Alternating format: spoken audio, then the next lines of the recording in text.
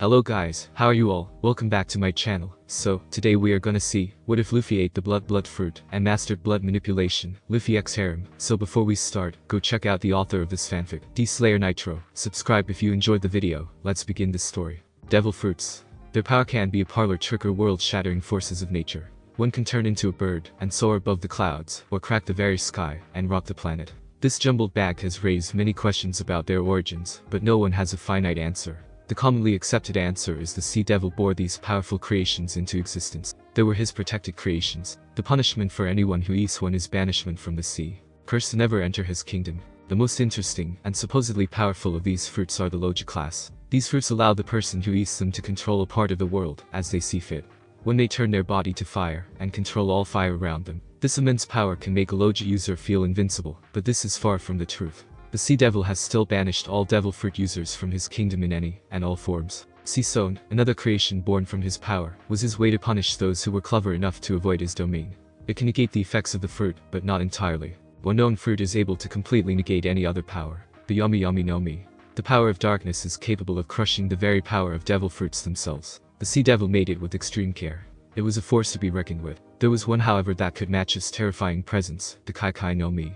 While the Yami no Mi can control darkness, and to an extent by this force of gravity, it can only negate powers through direct contact, forcing all the power out of the user. The Kai no Mi did not need direct contact. It could negate these abilities by preventing a Logia from transforming in the first place. The Sea Devil released it to the world when he believed it would have the utmost effect. He had not failed. The resurgence of this fruit brought about new ages in human history, and he believed it was time for it to be born anew. Luffy frowned at the sight of Shanks cleaning up a mess that damn Higuma made. Shanks could have defeated him with one arm. Maybe he wasn't as great as he thought. Yet he still wouldn't let him join. He huffed as he gulped down his juice and slumped up on the counter. He'd show Shanks he was going to be more powerful than him. Luffy sighed as he rubbed his stomach. First, he was hungry. He tried to get Makino's attention, but she was preoccupied with helping clean up. He reached in the chest on the counter. If Shanks was going to mock him, he'd eat his dessert. It was a large deep red fruit with patterns reminiscent of teardrops, or drops of blood in this case. Shanks took a big swig from the bottle before he thanked Makino. Giving him her last bottle was just like her. He turned to try and apologized to Luffy before his eyes widened. He grabbed Luffy and started shaking him violently. Luffy, spit it out, spit it out. But it was too late. Luffy had just swallowed. La! Shanks, why did you have such a shitty tasting fruit? Luffy cried as he started to scratch at his tongue, longing for a time when he didn't taste the fruit. It tasted like he cut open his tongue but couldn't spit out the pooling blood. Damn it, Luffy. That wasn't an ordinary fruit. That was a devil fruit, Luffy. Shanks cried out, attracting the attention of his crew. You don't even know what kind it was. It could be completely useless. What's worse, the sea curses you for eating it. You'll never be able to swim. Luffy froze in fear before he started to cry. He'd never be a pirate now. How could he if he couldn't swim? He looked back up to Shanks and his friends, only to see the look of anger gone. Shanks had pulled back as he held the boy. Makino recoiled in fear, and everyone else covered their mouths. Luffy wiped his tears, then looked at his hands. They were dripping blood. Shanks, why am I bleeding? Luffy asked, as blood spilled from his eyes, replacing his tears. Shanks had turned ghostly pale. What had he done? Was Luffy going to die from this accursed fruit? Was it his fault? If he only locked the chest, or kept it on the ship. Luffy started crying again, and Shanks sprang to action. Luffy, you going to be okay? Listen to me. Listen to me. Focus on any new feelings. Don't be sad. What can you? Luffy suddenly slipped through Shanks' hands, replaced by a mass of blood. His eyes widened into giant saucers as he felt his stomach contract and threatened to expel its contents. Has Luffy already eaten one? Luffy, he yelled as he jumped up, looking around to his crew. They were in an equal state of shock. Their young friend just became a bloody stain on the floor. Makino was in tears, as before a voice spoke out. Don't cry. I just focused on the new feeling. They all looked back as Luffy reformed out of the pool of blood. The blood left Shanks' hands and formed back into the boy who sat on this stool. That was cool. I felt like a puddle. He yelled in astonishment as he held out his hand, watching it turn to blood that suspended in air. What the hell was that? Shanks yelled as he stared at Luffy. Did you just turn into blood? He yelled out as his fear was replaced with anger. You scared the shit out of us. Got you then, Shanks. Luffy responded innocently. He was too used to this already. Shanks took a few deep breaths. Oh, thank God, Luffy. Don't do that again, okay? Not for now. He gripped his stomach and sat down, sighing as he took another swig. I think we can guess your power, Luffy. You can turn your entire body into blood. Shanks said, hiding his true thoughts. He ate a damn Logia. Of all the damn fruits, it was that one. What next? Would he stumble upon a mythic zone and give it to a toddler? Luffy, that makes you a bloody fool. He said, laughing, as he returned to his normal self. He wouldn't allow the dread inside him to show in front of everyone. He didn't trust devil fruits, especially not this one. If even one iota of information about it was true, he couldn't show it. That was worse than the taste. Luffy muttered, leaving the bar and charging off. He was going to prove Shanks wrong somehow. But first, he wanted to try out this new power. Shanks. Luffy needs help. Kaguma's back. A man yelled at the red-haired Shanks. Shanks sprang to his feet and ordered his men to follow. He could let the drinks and mess go, but not attack Luffy. Please, spare the boy. We'll pay for his safety. Anything, just don't hurt the boy. Whoopslap pleaded, as he saw the sword hull to Luffy's throat, causing some blood to spill and reform. Kaguma hardly noticed, however, milking in fear from the crowd who didn't fully understand Luffy's power. Kaguma could only laugh at the pleas. This boy was so weak. Every hit made blood fly, and he couldn't fight back. Not a chance. This brat is going to pay. Shanks calmly headed the crowd.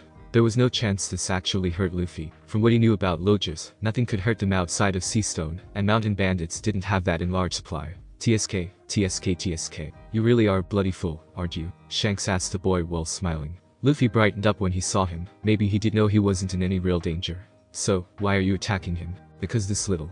Shut up. Luffy, why did you attack him? Shanks asked, angering the bandit. He came back and mocked you, Shanks. I wasn't going to let him get away with it. Luffy yelled back, voice filled with anger at the bandit. Is that so? Fighting our battles for us? Shanks asked, amused by his efforts to protect his name. Will you both shut up? I'm tired of this, Kaguma said, drawing back his sword. Hey Luffy, think you can finish this battle yourself? Shanks asked with a smirk. There was a man holding Luffy still for the apparent decapitation. I think so, Luffy said, as he closed his eyes and made a fist. Good. Because I want to see your punch. Strong, as a pistol, right? Shanks asked him with a bit of a smile, making Luffy do the same with the joy in his voice. You pirates are fucking insane. I've had it. Kaguma yelled, as swung his sword, cleaving straight through the boy's neck in a spray of blood. Kaguma started laughing, as he looked back at the crowd. You're all pathetic. You won't even fight to save a child. No, we won't fight to save you from a child. Shanks replied smugly, as he pointed to Luffy, who formed his head back to his body. Monster. One of Kaguma's men yelled, as he let go of the boy. Kai pistol. Luffy yelled, as he launched a bloody fist to the man's face. He learned that he could send blood with his punches to head further away. Plus it looked so cool. Shoot this brat. Kaguma yelled, as he pulled out his pistol. He fired into the boy, and watched it pass right through him. Luffy wasn't exceedingly strong, but his fists did damage. The real head was the fear that they pissed off an immortal monster made of blood. Shanks enjoyed the fight, leaving only Kaguma left conscious. The others were either too weak in mind or body to deal with the boy. Okay Luffy, let's. Shanks froze, as Luffy leaped at the man, biting into his shoulder. Damn it. That hurt you damn. The man started to stumble before looking at the wound. It was spewing out blood at a much greater rate than it should have. It was as if he hit a main artery. He looked back at the boy, who had his hand out, and was forcing the blood into his hand. Kai theft. He yelled out, as he robbed the man of his blood, making him collapse to his knees. Luffy grew a little taller from the added mass of blood, but only enough to be taller than the kneeling man. He tried to look up, but fell forward on his face, as he passed out from blood loss, which Luffy enjoyed from this stronger feeling. There was a long silence, as Luffy stood above the dead bandit. He broke it when he turned to Shanks. That was so cool. Did you see how awesome I was? Luffy yelled, as took a fighting stance. I gave him a right. Then a left, he said, mimicking a boxer. Shanks was the first to push past the fact that Luffy, a 7-year-old, killed a man. That was great Luffy, though you're still weak, Anchor, he said, rubbing the boy's head and messing up his hair. Luffy groaned and kicked the dirt. I'll never be a pirate now I can't swim, he said, looking at his feet. Oh shut up. You can be anything you want. Just practice with that power of yours and try not to fall in the sea, he said, cheering up the bloody fool. Thanks Shanks, so I'm going to join your crew. Except that, Shanks said with a smile, crushing the boy's dreams. Then I'm going to be captain of my own crew. Then I'll become king of the pirates, Luffy yelled back defiantly. He saw Shanks' warm smile, as he took off his hat and placed it on his head. If you really mean that, hang on to this for me. It's my most prized possession, and you can give it back when you become pirate king, Shanks said, tilting it down so he didn't have to see the boy cry. 10 years passed before Luffy's eyes. He had trained hard with his power. He had discovered a powerful skill he wished he knew years ago. He could manipulate the blood inside someone else without drawing a wound. He didn't practice on people, at least he didn't tell anyone, as he made people slap themselves or kick each other in the shin. He had practiced on the wild animals in the woods mostly, stopping birds mid-flight and bears mid-run. Goodbye everyone. I'll see you all again, he called as he waved. Everyone waved back until they started shouting and pointing. Luffy smiled and turned. Seeing the Lord of the Coast emerge from the water, Luffy rubbed his head. Never tried this on a big guy like you, Luffy said, as he stuck out both arms. I gotta try the Kai puppet. The Sea King was mid-strike before it froze, locked in place from the inside. It stared at the moving meal with a mix of hunger and fear. Why couldn't he eat it? Kai tear. Luffy yelled, moving his arms away from each other and tearing the Sea King's blood from his veins. It roared in pain and sank down in the sea, injured. That was exhausting.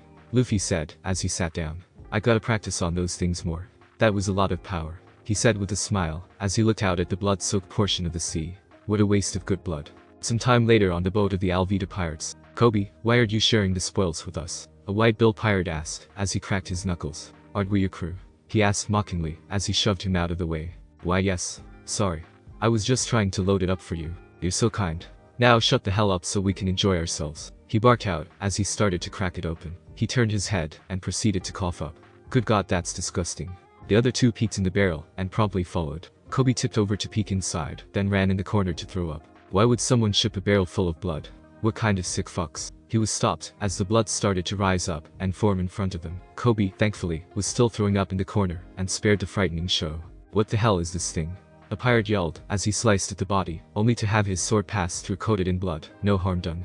Monkey D. Luffy, future pirate king. The boy said, as he formed his head. He punched the two men to his sides, and stared at the one with the sword drawn in front of him. The blood on his sword started to creep down the blade, and wrapped around his hand. Think you could spare a pint? He asked with a smile, as he punctured the skin with a quick spike of blood. We seem to be the same type. Luffy said with a smile, as he started to rob the man of his blood, keeping his promise of a mere pint. Thanks, he said, as he pushed the weak man down. Hey, you.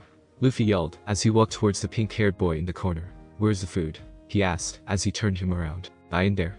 Kobe said weakly at the sight of the beaten pirates. One was even conscious, but wouldn't dare stand. Thanks. So what's your name?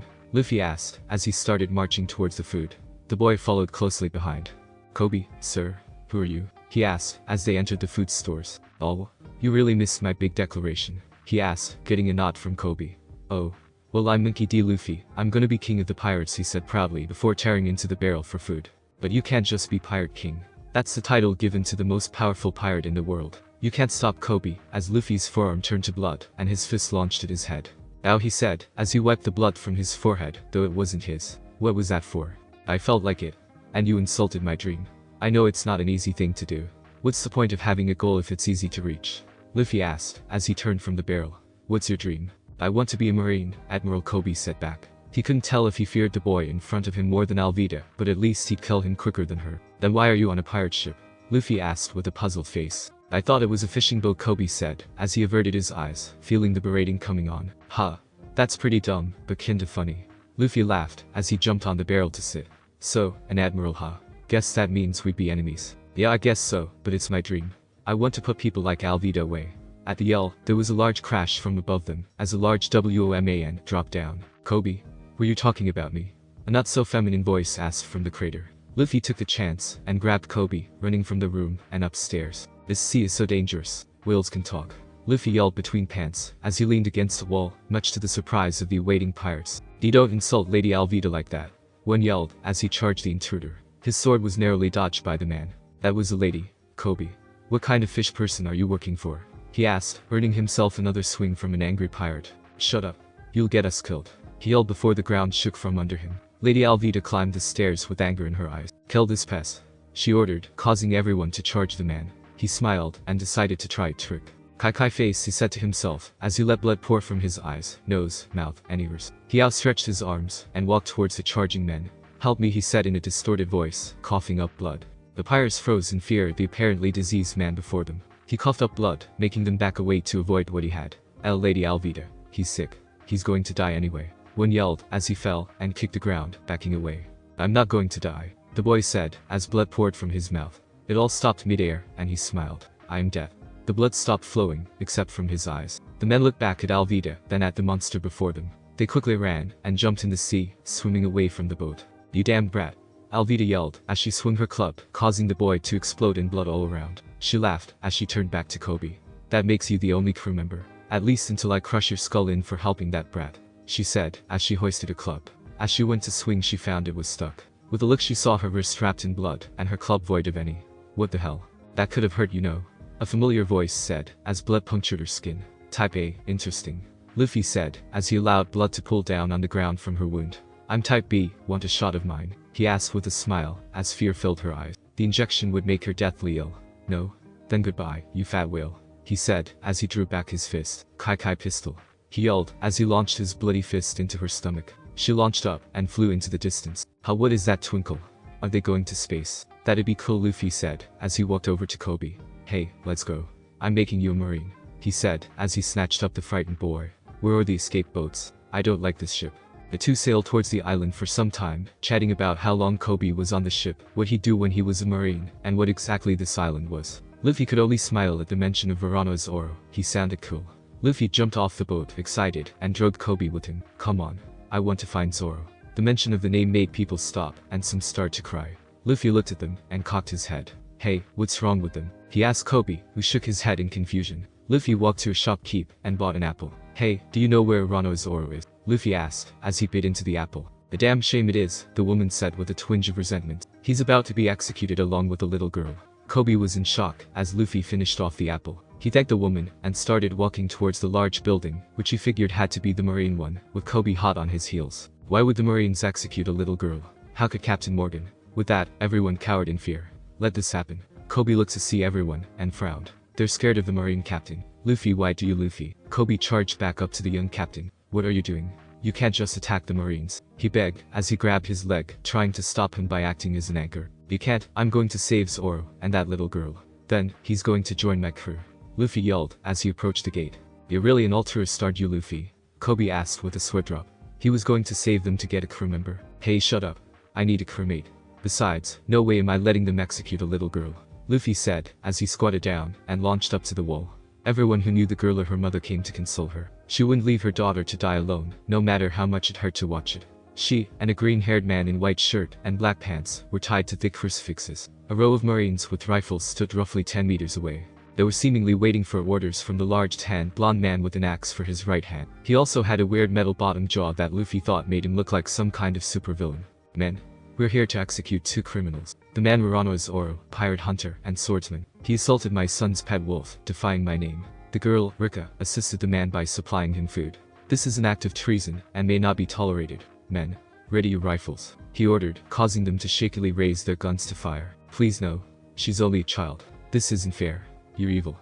The crowd spit at the marines, taking safety in the form of crowd anonymity. The mother was in tears at the front, looking at her daughter. It's okay, Erika. You'll be alright soon, she called to her crying daughter. Mommy, I'm scared. Help me. The girl cried out, causing some tears to fall from the man beside her. I'm sorry I got you into this. Let's hope their aim is true, he said, as he looked towards the marines. You bastards. She's no part of this. Zoro yelled, as the marines who wouldn't respond, only waiting for orders. Ready?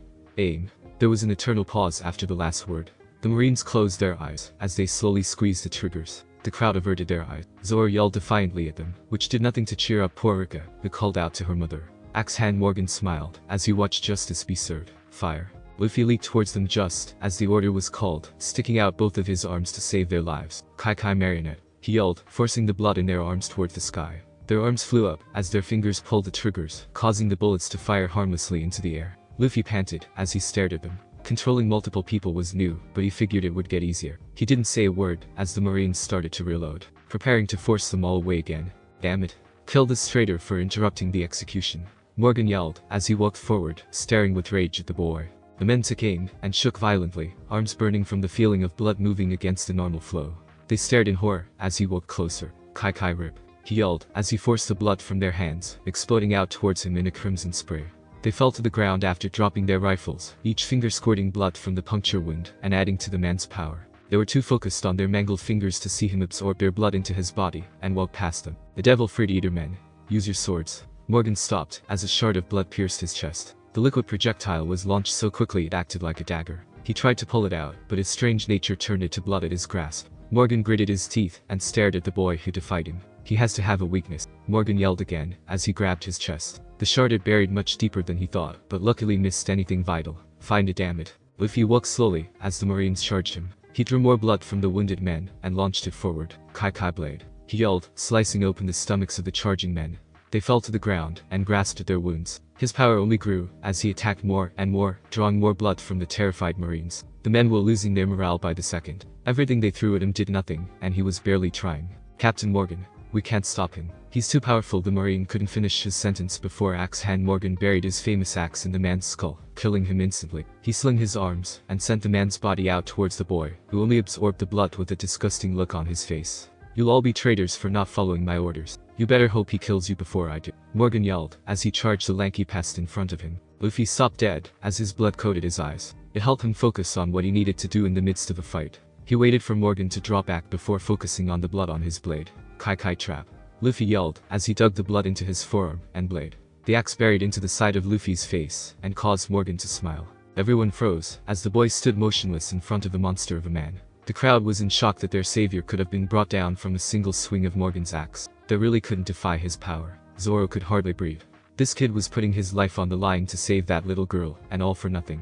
That bastard Morgan took him out. Looks like I need more practice, Luffy said as he moved his head, forming the side of his face back. The area changed to one of relief. Their savior was safe. Kai crush. He yelled, enraged with all he had seen. Morgan's blood acted as a solitary force and started pulling towards his heart, breaking bones and exploding arteries to take the quickest path it could.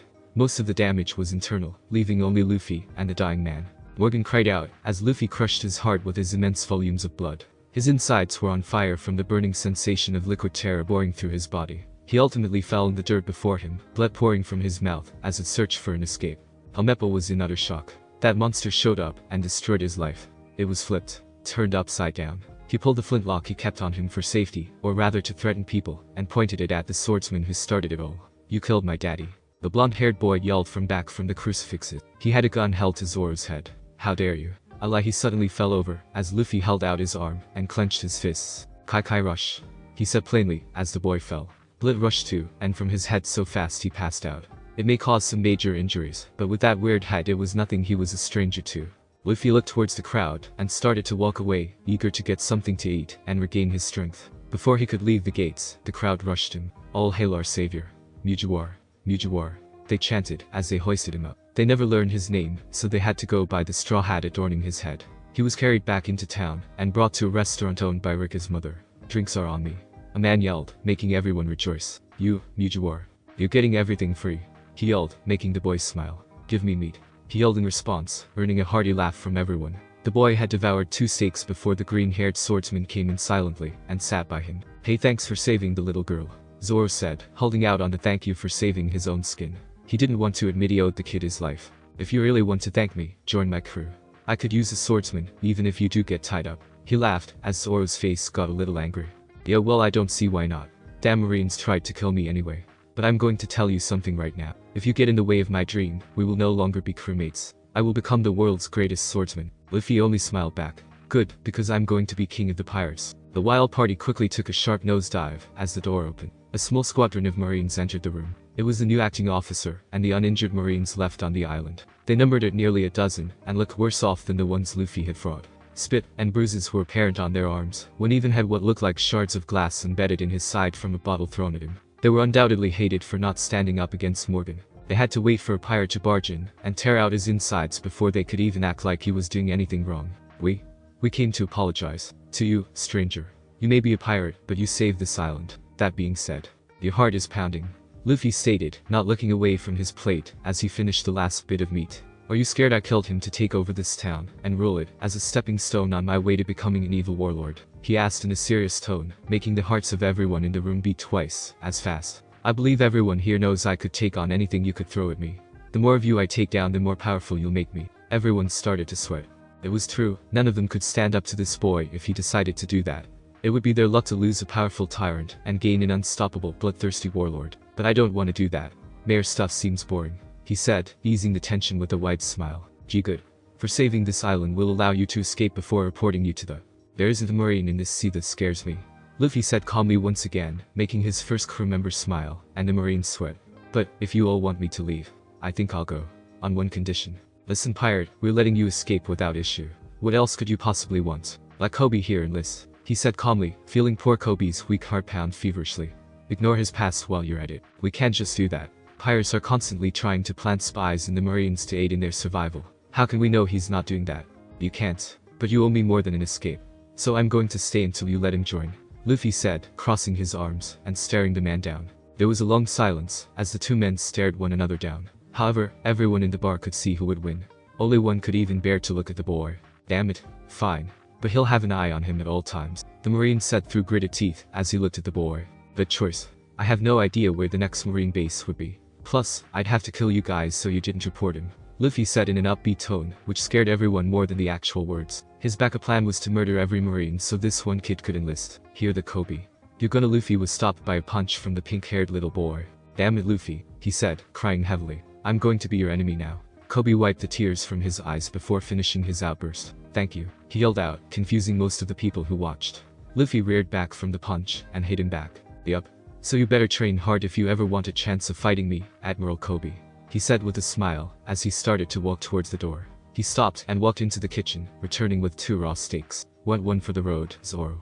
Luffy asked as he walked towards the door, no intent on cooking. No thanks, Captain. You're not supposed to eat raw meat. His warning fell on deaf ears as Luffy started to wring all of the blood from the steak and pull it in his mouth. Thankfully they were outside so no one inside could see the grotesque display that left Luffy looking like he just ate a person. Geez Luffy, don't do that, Zoro said as he walked alongside his new captain. He was by no means a lightweight when it came to the grotesque, but that was unsettling. You know it's not healthy to eat raw meat or drink blood.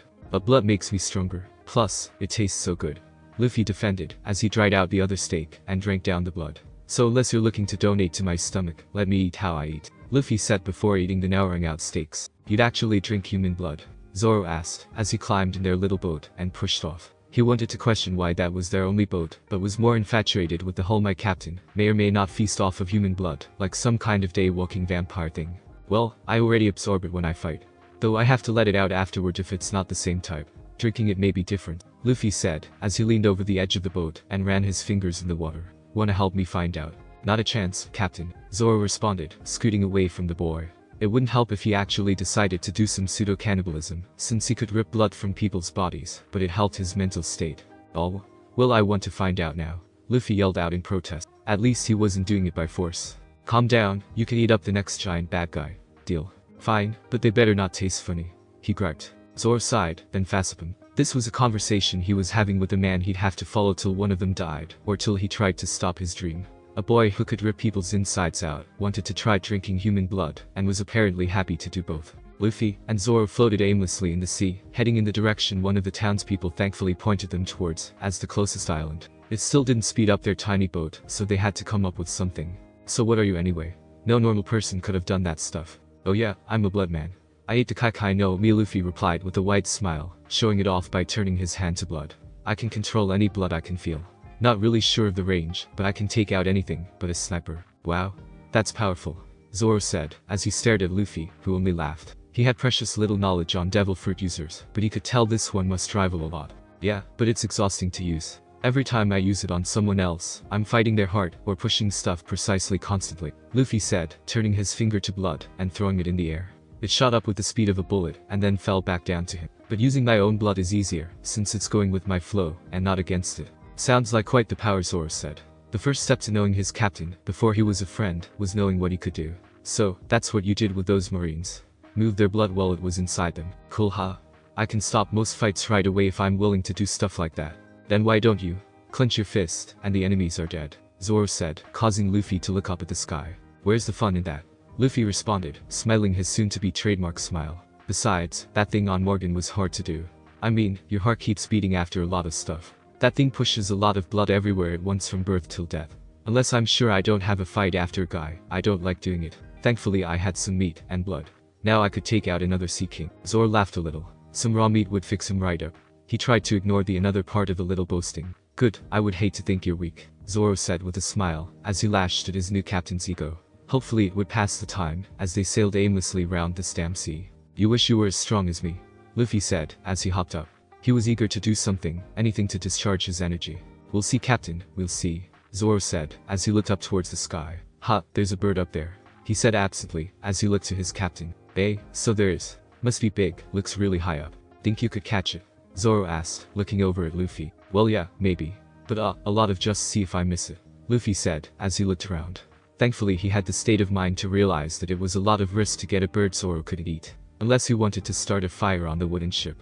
Good point. Let's just wait it out. Hand me an orange, he said, as he pointed to the barrel. Thank whoever they thought to bring along some food. Luffy wanted to bring more meat, but that would have been eaten in an hour, not a few days. Luffy tossed him one, and started to stand. Land ho. Adventure. Luffy yelled, as he ran to the bow of the ship. People ho. He yelled, as he spotted some men swimming in the middle of the open water. Should we save them? If we don't have to go out of our way, they can row for us. They're thinking, hey, guys, swim to us. Luffy yelled as he started to row to match their swimming. He finally stopped as they got close. Oh, thank God, a boat. Wen yelled out as he climbed up. Thank you. We thought we'd drown out there. But now we'll be taking this. One of the men yelled as he drove his sword through the boy's back. His partners in crime rushed the swordsman, but were floored in one swing. The man tried to pull his sword out of the boy, but it was stuck. Damn it. He yelled as he tried to kick off the boy, but his foot was absorbed in. What the hell is wrong with this kid? He yelled in anger and fear as he felt his sword break. All his strength in pulling on it sent him flying to the stern of the tiny ship. Is that how you repay your saviors? The boy asked plainly as he turned around, blood seeping from his eyes as the tip of the sword fell to the floor. I can feel your heart beating faster, he said as he stepped closer, leaving large pools of blood with each step. Are you afraid of death? The demon asked as blood started to fall from his mouth and back into his body. The pirate was on the verge of unconsciousness from the horror show before him. He thought he was afraid of sharks, spiders, sea kings, and buggies. But this thing was like an 8-legged land shark the size of a sea king with Boogie's face. The boy was starting to ooze blood from his very pores. I am sorry. I repent. Please. The man knelt in prayer, ready to worship whatever vengeful god he angered that sent a demon like this after him. Repentance is for the church. The demon growled out, voice affected from the blood in his throat, before grabbing the man by the throat. He ran a sharpened finger along his neck. He got to release some of that pent-up energy for a good show. Based on the number of racing hearts, even Zoro was scared. Mercy. He started to cry as he felt blood drawn, but none spilled down his throat. It was sucked into the demon before him. Okay. The boy said, soaking back up all the blood he had spilled. With a quick glance he saw the other two shaking in their boots. Zoro wasn't doing much better. His mouth was agape from the sight of his captain transforming into a terrifying creature. Think you could row us to the next island? Luffy asked the three mutineers. They nodded feverishly and manned the oars, leaving him to laugh at their fear loudly. You really are a monster, Captain, Zoro said, holding back the knot in his throat. Axe, bullets, swords, nothing worked on him. If Luffy did try and stop him from becoming the greatest, there wasn't too much he could do to prevent it. He'd need to train even harder. If there was one monster out here, there was bound to be more. The monster would kill them and drink their blood. He stopped and turned to the men. Hey, any of you guys want to give me some blood to try? Luffy asked like they were passing him the salt. They started crying mid-row, looking at each other and questioning what kind of hell they fell into. They just wanted a boat to get back to their captain. Forget it, Luffy said with a frown on his face. He didn't want to wring anyone dry. Why was no one willing to give him a sample? Why were you out here anyway? He asked, hoping to get the weaklings to stop crying. Someone stole our ship. One of them said hesitantly, hoping not to enrage his captor from the irony. Yeah. Some damn whore tricked us into letting her on our ship, then she stole it. Another chimed in, anger overtaking his rational thinking for a moment before he realized where he was. I like her already. She's a more successful version of you guys. Luffy laughed as he watched him cower in fear. Maybe she should join our crew, Luffy said to Zoro, who eyed their new captives. Well, outsmarting these guys doesn't look hard, but I see what you mean. We'll see about it, Zoro said, reaching for Wado. Why do I have a bad feeling about this chick already? If she's cute, she's mine, Luffy said sternly at his swordsman, who looked curiously at him. What? I haven't had a girlfriend, and the Pirate King needs a lot of girlfriends. Fine with me, Captain. I'll worry about women after I become the world's greatest swordsman, he said, patting Wado to assure himself. Though he furrowed his brow at Luffy's giggle. So you're saying you'll be the only one handling your sword? Luffy said before covering his mouth to hold back his roar of laughter. Zoro was about to hit him before a captive spoke up. We're here, sirs, one of the pirates said, as they rowed into the docks. They stood, staring at the dock like it was their last beacon of hope. They needed to get away from this monster, as soon as they could, even if it meant returning to Buggy. Thanks, Luffy yelled, jumping up and onto the docks. You guys were real help, Luffy said before sticking out his hand and looking at the men. Kai rush. With a move of his fingers he slammed blood into and out of their heads, causing them to faint and fall over each other on the ship. Okay Zoro, throw them up here on the dock, and let's go exploring, Luffy ordered absently, as he started walking. Wait, why? Zoro yelled at his captain, but got no answer. Zoro looked at the passed out men, shaking his head as he threw them up on the dock. They were going to wake up eventually, and would probably go tell their captain or steal their ship. As long as they kept this quick it wouldn't be a problem. Luffy, wait up, Zoro yelled as he ran after his captain. The idiot managed to get so far in such a short time. Where the hell is everyone? Luffy asked out loud as he roamed the streets. There wasn't a person in sight. He heard Zoro yell and his feet pattering in the distance. He would catch up. Luffy wandered over to the remnants of the collapsed store. What happened here? He asked as he started rummaging through the rubble. Zoro, what the hell could tear down a building in the middle of a town? Luffy yelled back at his swordsman, who ran up to examine it. Something big. Probably hungry by the look of the spilled food, Zoro said, as he looked at the pet food on the ground. Some were in pools of saliva that had hints of blood. So it's a mystery, Luffy said, as he stood up from the collapsed building. What animal doesn't eat its entire kill? Luffy asked, as he eyed the dog's body in the rubble. It made him sick to his stomach that whatever it was had food, but killed the dog anyway. I don't know. Come on, Captain. No point in hanging around and waiting for it, Zoro said, as he walked towards the steps. Yeah, let's go find it and kick its ass, Luffy yelled as he ran from the corpse and now grave of the presumably tough animal.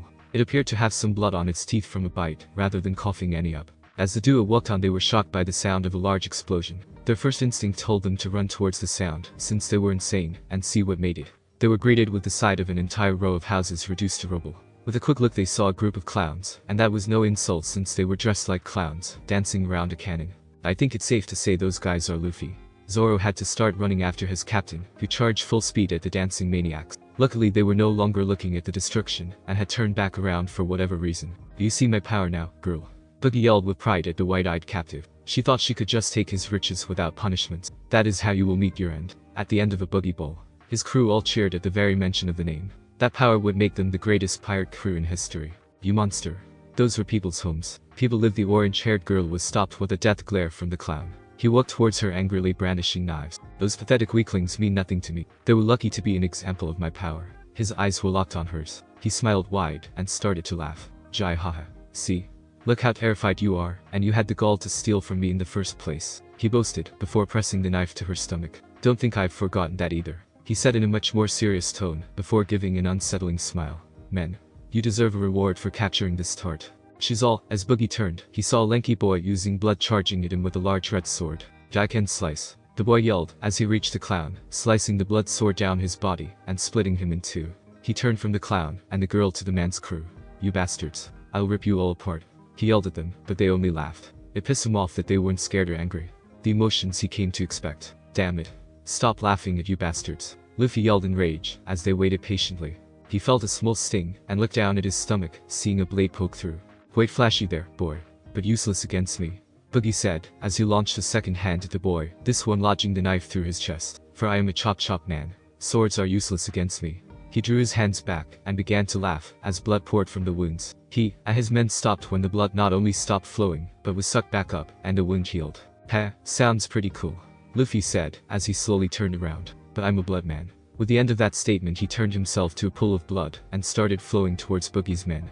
He sent out small shards at each of the grunts before him, barely enough to injure them, but more than enough for his flashy show. He took special care to get the giant lion, and the guy on top. That was a lot of blood to use, more than a dozen men. Bloodman Boogie was frozen in horror, as the boy transformed into blood, and started slashing the heels of his men. Aloja. That logic. Here. How? It's been years. Fire. Use fire. He yelled at his men, who started to throw torches at the blood. No, you morons. On yourselves. His underlings looked in confusion at him. Few got his meaning before they started to cauterize their wounds with the torches. They realized a blood man could get at their wounds unless they closed them. They yelled in pain from the flames on their skin. It did, however, save them from the next attack. Kai theft. Luffy yelled, as he formed up from the ground, robbing the men who failed to act of their blood. One of which was some weird guy on a big lion. That was quite a lot of blood for him. He absorbed it greedily, hungrily before he let them fall to the ground. Most of them would survive, some would not. He wasn't aiming to kill them for following a bad captain, but holding back in the midst of battle wasn't easy. Damn it. Not here. Boogie yelled, as he started to look at the boy. How could his fruit be back? He thought, as he backed away. Burn him alive, man. Boil his blood. He ordered from his position, watching them throw alcohol at the boy. Kobaji quickly acted, blowing flames, and lighting the blood boy on fire. Ha ha ha. Luffy yelled, as he tried to turn into blood. It was no use, alcohol seeped into him, and was acting as fuel. He barreled through them, and started smashing barrels, searching for the elusive water they must have been keeping. Didn't they keep anything besides booze? Die haha. See, boy. Your death will be the flashiest yet. Burn. Burn. He yelled before he watched the barrel of water be cut open. Luffy. Over here. Zoro yelled to his captain, who rushed over, and dunked himself into the barrel Zoro had pointed out. Luffy shed the alcohol inside the barrel, and forced himself out of it, panting heavily, as he touched his body. It was a weird sensation to not have any lasting pain from burning alive, but he was able to heal back immediately. Thanks Zoro, you saved me, but just sit back, and watch. They're out of tricks, Luffy said before rushing back towards Boogie's crew.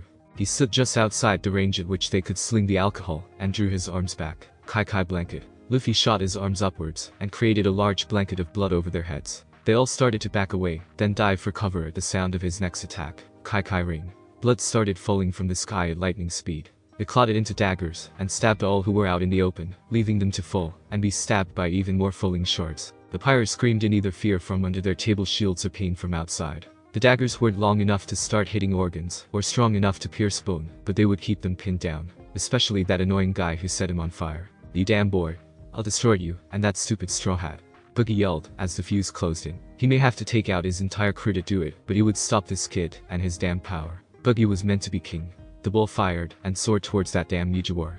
The blast is already starting to tear away at everything in front of it. Luffy was directly in the path, and had no time to move. With a quick launch of blood he closed his eyes. "Homunculus," he yelled, creating a small clone of himself outside the blast. The ball hit him, and exploded, tearing through him, and everything behind him. "Jai haha. Take that stupid Nijiwar," Boogie yelled in triumph, as a large blast enveloped the boy. Kobachi and Richie were in the mass of people on the receiving end of that powerful shot, but it was a small price to pay to get rid of that boy, and that unholy devil fruit. But they had some human shields, they may have lived. He quickly turned to the swordsman, who stared in shock. His captain was invincible. How could this freak show take him out? Now, Hirano Zoro. Buggy said with a large smile. That green hair and those swords were all the introduction he needed. "I believe I'll take your head next." Nami was in tears from where she lay. Her one hope of escaping alive, let alone unharmed, was just obliterated. Which would mean Buggy would be taking out all of his rage on her, once he killed the swordsman. Luffy breathed heavily from his new body. It was a major pain to do, but it saved him from being wiped off the planet. That thing seemed pretty dangerous. He started absorbing the blood he could, and began to flow towards the clown, who was preoccupied with Zoro. With a quick form, Luffy was standing behind him, arms stretched back. "Kai Kai clap," he yelled before slamming his fists together. Well, they would be together if Buggy's head weren't in the way. The sudden impact, combined with Luffy's power, slammed the blood around in Buggy's skull, making him pass out and fall to the ground. Luffy smiled and held his hand to Buggy's chest. He picked him up and reared his arms back. "Kai Kai bazooka," he yelled, launching the unconscious clown far into the distance. "Space twinkle," he said to himself with a smile, as the clown may or may not have left orbit. Zoro fell back with relief at the sight of his captain. That damn clown would have made Swiss cheese out of him alone. The bastard wouldn't be affected by swords, and that was all he knew. "Glad to see you back, Luffy," he said, hardly a drop of the sea of relief showing. "Killed by a clown. That's a phobia, not the end for the Pirate King," Luffy said confidently, as he grew back to normal. He had little time to enjoy it when he remembered why he attacked that bastard in the first place. He walked to the girl on the ground, and held out his hands to show he wasn't going to hurt her. He sucked in a pool of blood, and ran it up the ropes, slicing them carefully off of her. "Hey, are you okay, miss?" he asked calmly, taking her hand. "Do you need anything? Water?" Nami shook in fear at the sight of him. The man was a monster or a demon or anything besides the boy he appeared to be. But it didn't matter. He has saved her. He may want something in return for it, but right now he was her savior. She reached up and wrapped around his neck, hugging him as she cried into his shoulder. Thank you so much." "Zoro, help. What should I do?" Luffy yelled as he stuck his arms in the air. The orange-haired girl was hugging around his chest and sobbing like a newborn. "Why is she crying, Zoro?" Luffy called for help from his only friend. He had no experience with stuff like this, and was on the verge of freaking out with her. Zoro fought back the laugh, as the captain yelled for help.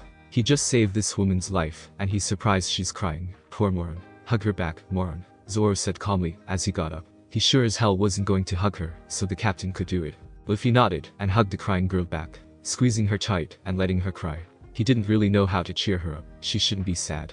The clown guy is unconscious, maybe, so she's safe. "I'm Luffy, who are you?" "And Nami," she said from his chest, wiping the tears, and breaking the hug. She turned a deep shade of crimson when she saw the tears she left on his chest. "Thank you for saving me, Luffy. I thought I was going to die." "Oh? Yeah, dying sucks. But now you're not going to, right? So you don't have a reason to cry," Luffy said with a big smile. The simplicity of the answer cheered Nami right up, but he just had to keep talking. "So, wanna join my crew?" "What crew?" she asked, looking over at the green swordsman who didn't do anything. "The lazy bastard. Me and Zoro. I'm still getting crew members so I can be the king of the pirates," Luffy yelled triumphantly, ignoring the fact that his crew was 2 people strong. Nami fell to the ground when she heard it. She swore her mind had made up with him saying that just moments before. He couldn't be a pirate. Pirates were evil. Every pirate was evil. He couldn't be one. He was her savior. Or he was just another pig. "I hate pirates," she spat back.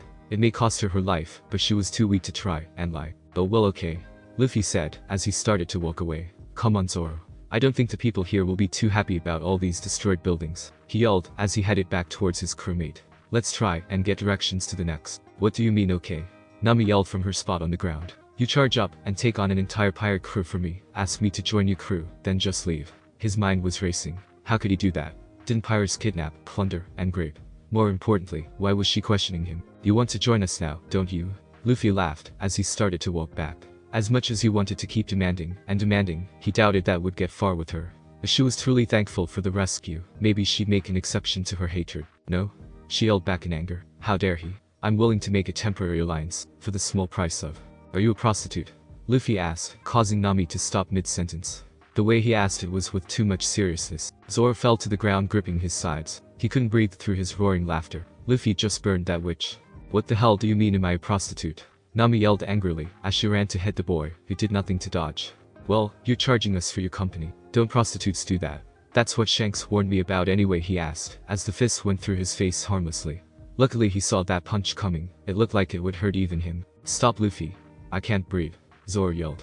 It was honestly the funniest experience of his life to see his captain cut down this woman so effortlessly. Damn it. Shut up. I'm offering you an alliance. She yelled, as she pulled her fist out of his head. She took a deep breath and tried to hold back the anger, but it didn't work well. Look. I'll come along with you, as long as it proves beneficial. Deal? She asked through gritted teeth. This savior of her was a real ass. I'm okay, you'll see we're the best anyway. Zoro. We got a new crewmate. Plus, she's cute.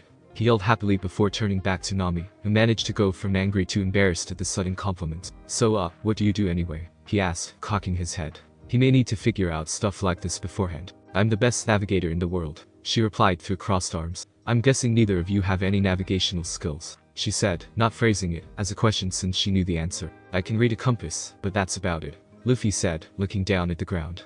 He did try and learn the basics before he left, but he didn't really think about getting maps or anything. Nami sighed and started walking. Well, you need a lot more than to get around. Come on, let's get out of here, she said, as she passed them, not wanting to spend another moment amongst the scum of boogie pirates. Luffy and Zoro nodded and followed the woman. She was fuming with anger and charging back towards the dock. They overheard the angry charge of the mayor over the death of Chow Chow, whoever that was. They arrived at the docks and encountered the pirates, just waking up from their blood-induced slumber. They immediately cowered in fear as Luffy walked by, seemingly ignoring them. Nami climbed into the boat she had stolen from them. Luffy turned back and smiled. Thanks for getting us here so easily, guys. But you know, you're probably going to get arrested. Or beaten to death. So run. Luffy said casually, as he untied the rope keeping the dinghy tied to the dock, as he saw a mass of people rushing at them. Some time passed, and Luffy wanted to get to know his new crewmate, so he hopped aboard her ship while Zoro slept. So, Nami, talk. Luffy said with a smile, as he lay down. About what? She asked, annoyed by his sudden interruption. I don't know, he said innocently, rolling over to look at her. Ugh, well, you gotta think of something you want me to talk about, Nami said, as she glanced at the compass. They were heading towards the next island at a decent pace. Why do you hate pirates? He asked, watching her face twist into one of anger and fear. I just do, okay, she said angrily, hoping that would end it. You know, I can tell when people are lying, Luffy said, as he stood up. Your heart goes just a little faster. You're a good liar. Pirates are scum, she answered, heart indicating that was the truth, though it didn't explain much. Lots of people think so. I still need a reason though, he said simply, as he stared towards the sky. I don't want to tell you, okay? Nami spat back, growing increasingly uncomfortable. Fine, but I'll figure it out eventually, he said with a smirk before hopping back over to Zoro. They docked on the beach of one of the Gecko Islands. Syrup Village was the name of this one. They didn't have any grading, which was shocking. Typically small islands would either be suspicious or welcoming to new arrivals. The three went deeper into the island before hearing yells. We had it, Yusuf. You've been doing this for years now. Enough. Various villagers yelled at the cornered young man. He had tried the daily routine of yelling about pirates, but they were ready for him this time. He was shielding his body from the thrown bottles with his arms. Shards of glass were buried in his forearms and shins from the shattering. You fucking pest. Stop, please. He hasn't hurt anyone. The three boys yelled from the crowd, their fathers holding them back and preventing them from protecting the young man. Hasn't hurt anyone. He's been disturbing us for years. 10 years of this. We lost our sympathy a long time ago. Another man yelled as he threw a rock. It caught the boy in the knee, causing him to fall to the ground. No more. The boy stopped trying to defend his body, covering his eyes, so his three friends wouldn't see him cry. I just tried to lift your spirits. He sobbed into his arms. His crew started to cry and punched their father's legs. Is this what you wanted, you little brat? Another man asked in a loud shout, as he fired a flintlock at the defenseless boy, making him cower more. Our kids are acting like you now. Is that what you wanted, Yusuf? Yusuf glanced from his arms up at the crowd. Not a single face that met his eyes even wanted him alive anymore. His friends were dragged away after they sided with him over their own parents. He wiped the tears and started to cover his body again. Curl up, knees to chest, don't let them hit anything vital. It's what he had learned over the years. I just wanted. Hey, get away from him. The blood-curdling scream rocked the crowd into turning away from Yusuf. None spoke up at first, as the stranger walked angrily towards them. Who are you? One yelled, mostly in fear, as he charged towards them. He held up his gun just in case things got serious. Shut up, he yelled, walking through the crowd, and to the young man. He didn't deserve this, no matter who he was. Are you okay? He asked in a much calmer tone. He was bleeding from multiple wounds, but not too much. The most he could do would be pull out the shards, and prevent any more bleeding. Hey, just who the hell do you think you are? That annoying punk, the man suddenly yelled in pain. His arm felt like it was on fire. He stared in shock as, against his will, he pointed the gun at his head. His finger burned like ants were in his veins. It took every ounce of strength to keep from pulling the trigger. What the hell was happening? You all think this is right.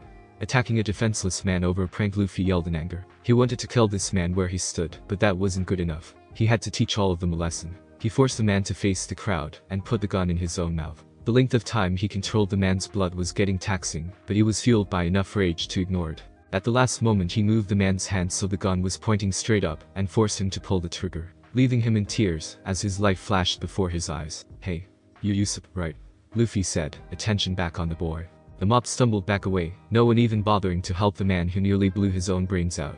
They could not, and would not stand against that boy, not when he had such complete control over them. The man finally stumbled to his feet and ran away, leaving the gun on the ground, as he passed two more people.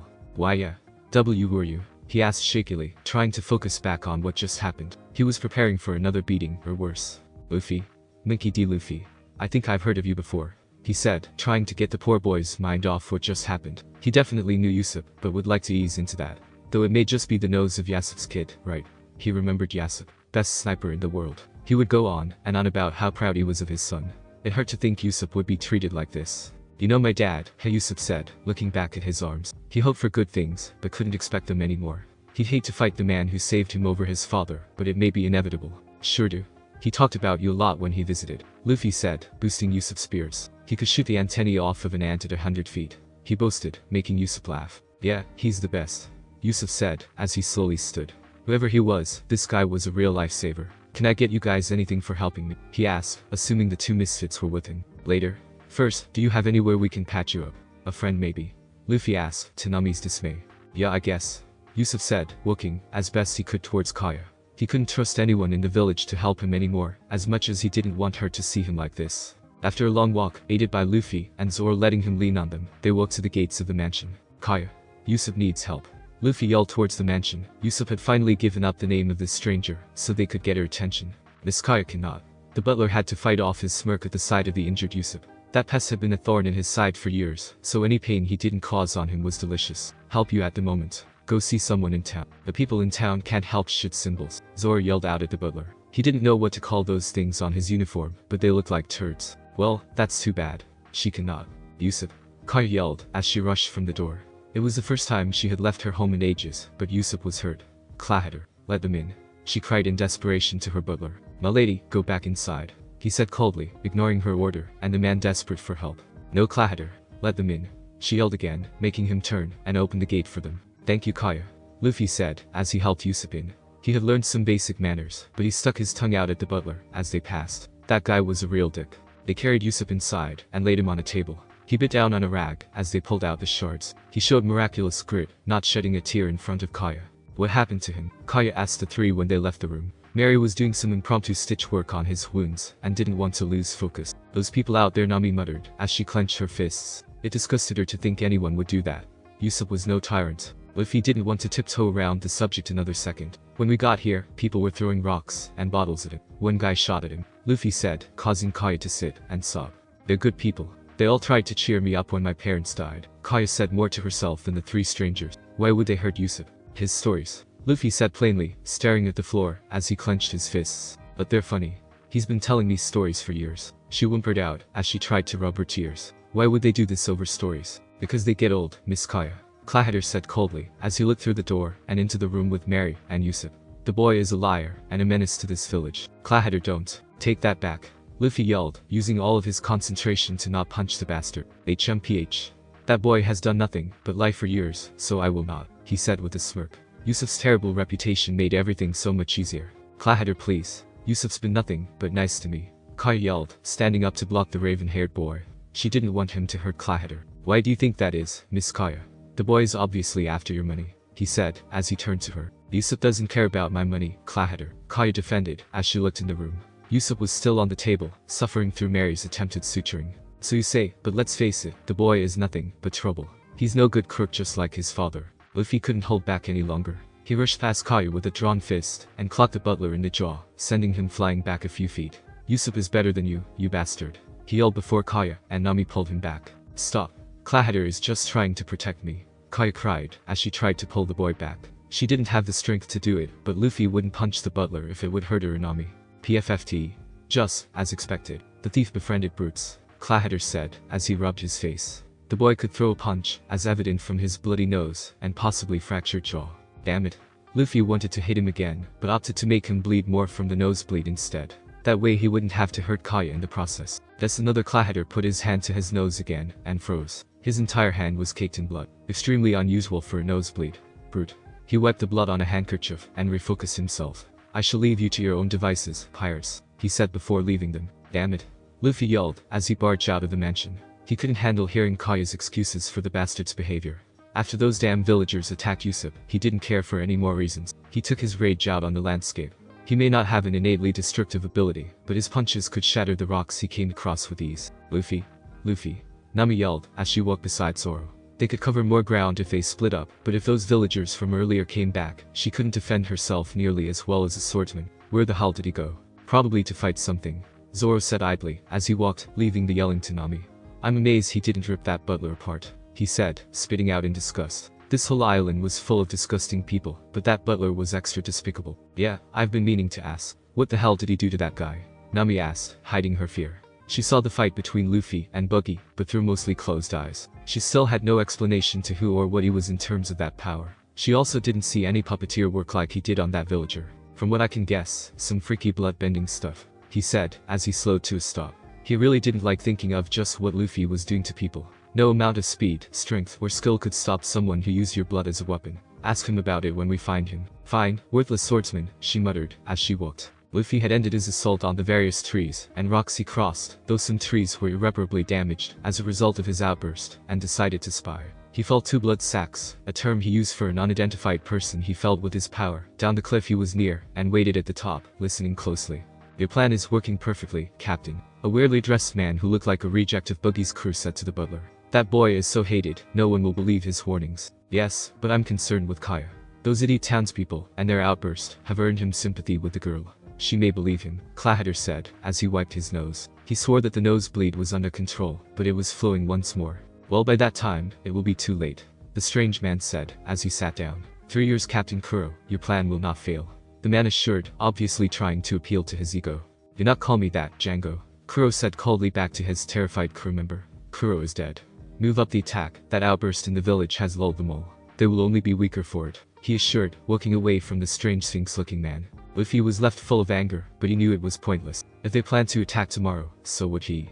He couldn't let an entire crew attack this island at some random point in time if he killed them both. The actual townspeople weren't high on his list of people to keep alive, but Kaya and Mary were helping Usopp. He'd make sure they weren't hurt, then deal with the pirates. Luffy. He heard in the distance, snapping him out of his thoughts. There you are. Nami yelled, as she rushed towards him. The path of destroyed terrain was a unique breadcrumb trail right to him. Come on, it's about to get dark, and Kaya offered to keep us for tonight. Luffy buried his anger, and smiled at Nami.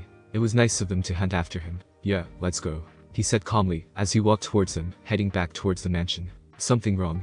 She asked with a concerned look, as he passed by. He wasn't typically so cold. I wouldn't say anything wrong exactly, Luffy said with a smile before stopping in his tracks. I'm going to kill that damn butler. Nami and Zoro stared at their captain questioningly. He was so calm in stating that he'd murdered that butler. Sure, he was a dick, but killing him, those villagers deserved it more than he did. What do you mean, kill him? Nami asked in an elevated tone. I mean, I'm going to go to Kaya's, enjoy a nice meal, dream up some creative one-liners, and kill him around dawn, Luffy said calmly, listing off the reasons on his fingers. Stop joking.